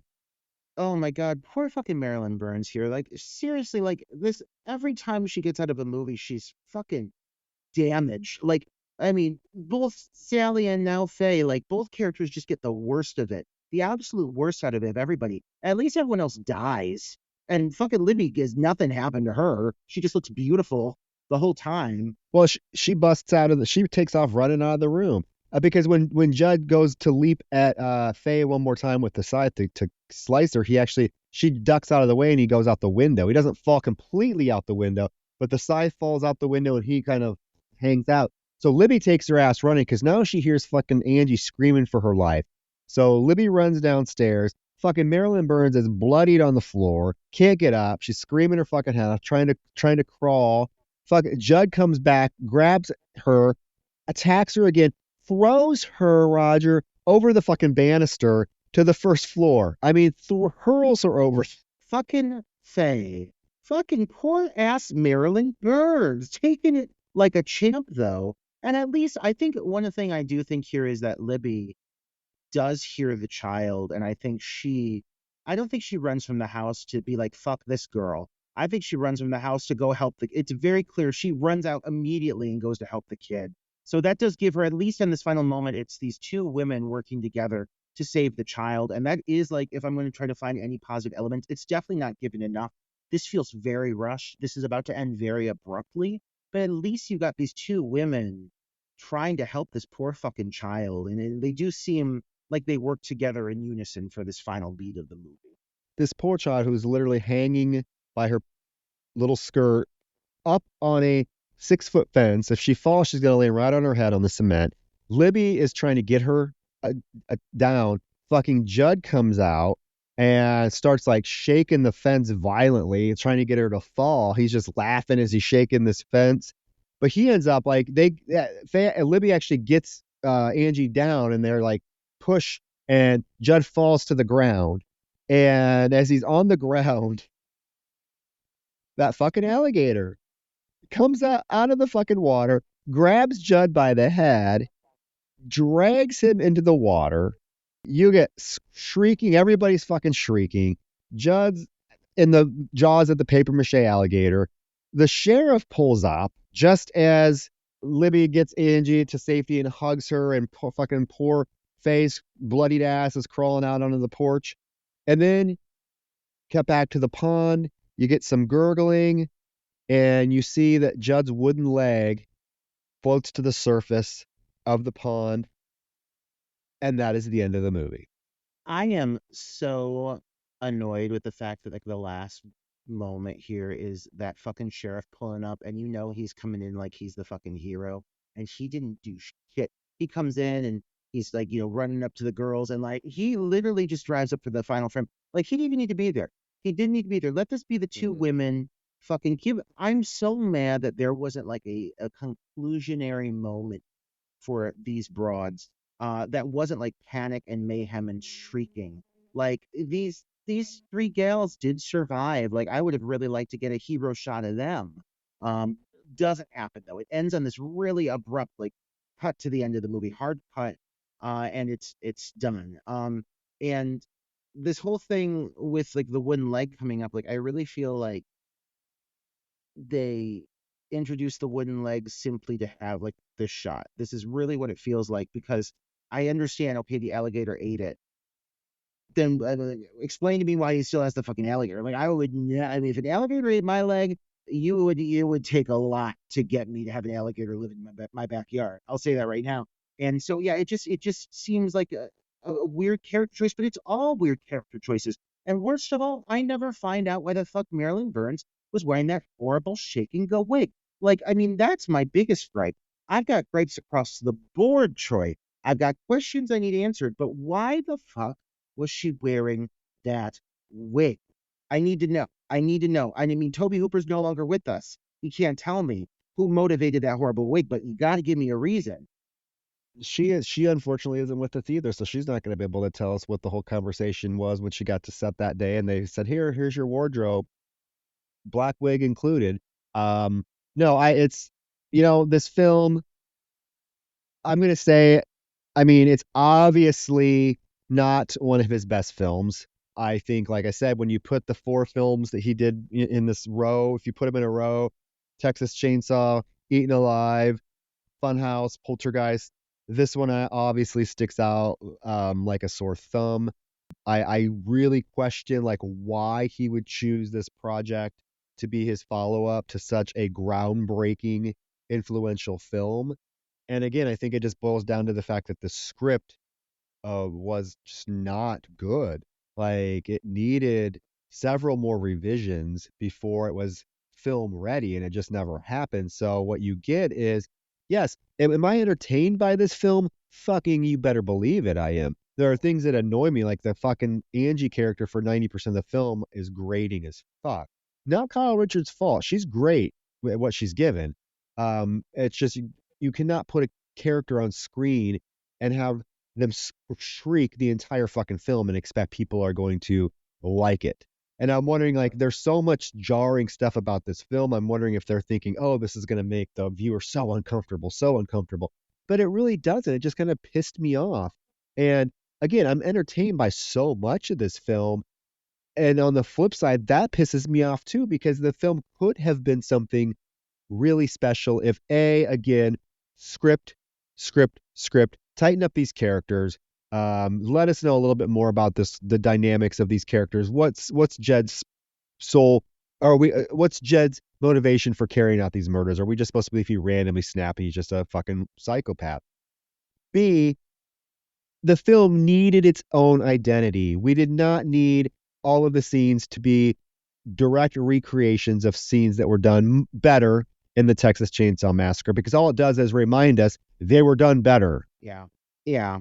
I mean, I think one of the downfalls of this film is like there's something about it that it just exudes this like miserable and kind of detestable energy from the characters to the locations. Like it's just dreary and miserable in a way that makes it very unpleasant. And it, would I watch this movie again with friends? Yeah, again, like you said, abso-fucking-lutely. There are aspects of it that make it a blast, but it doesn't go down easy. There are aspects of this movie that you occasionally are like, oh fuck, and like, whoo, like it's shocking how bad and good this film can be at the same time. But it's an entertaining watch. I mean, it is. If you want to fucking laugh your ass off, if you want to see some fucking gnarly ass kills, yes, absolutely do it. And like I said, there's tons of drinking games available in this movie. You just pick them. Bad wigs, throw them back. Yeah, and I love what you said about the fact that this is a bad and good movie. I think I can't think of another film, honestly, and I'm really thinking here in the annals of horror history that has the distinction of being so good at times, but then so bad. Like I don't know.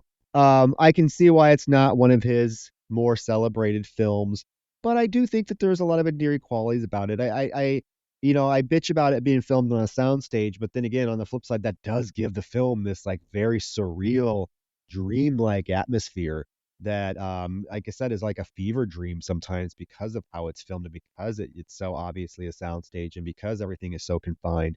So I'm gonna recommend, like, definitely recommend checking this one out. But I'm gonna tell you, you're gonna be frustrated at some of the elements of the film if you've never seen it. Just be prepared. But yeah, guys, let us know. I had fun with this film. I did have fun with it. I'm curious to hear your thoughts on it, listeners. If you've never seen it, how would you rate it in Tobe Hooper's filmography?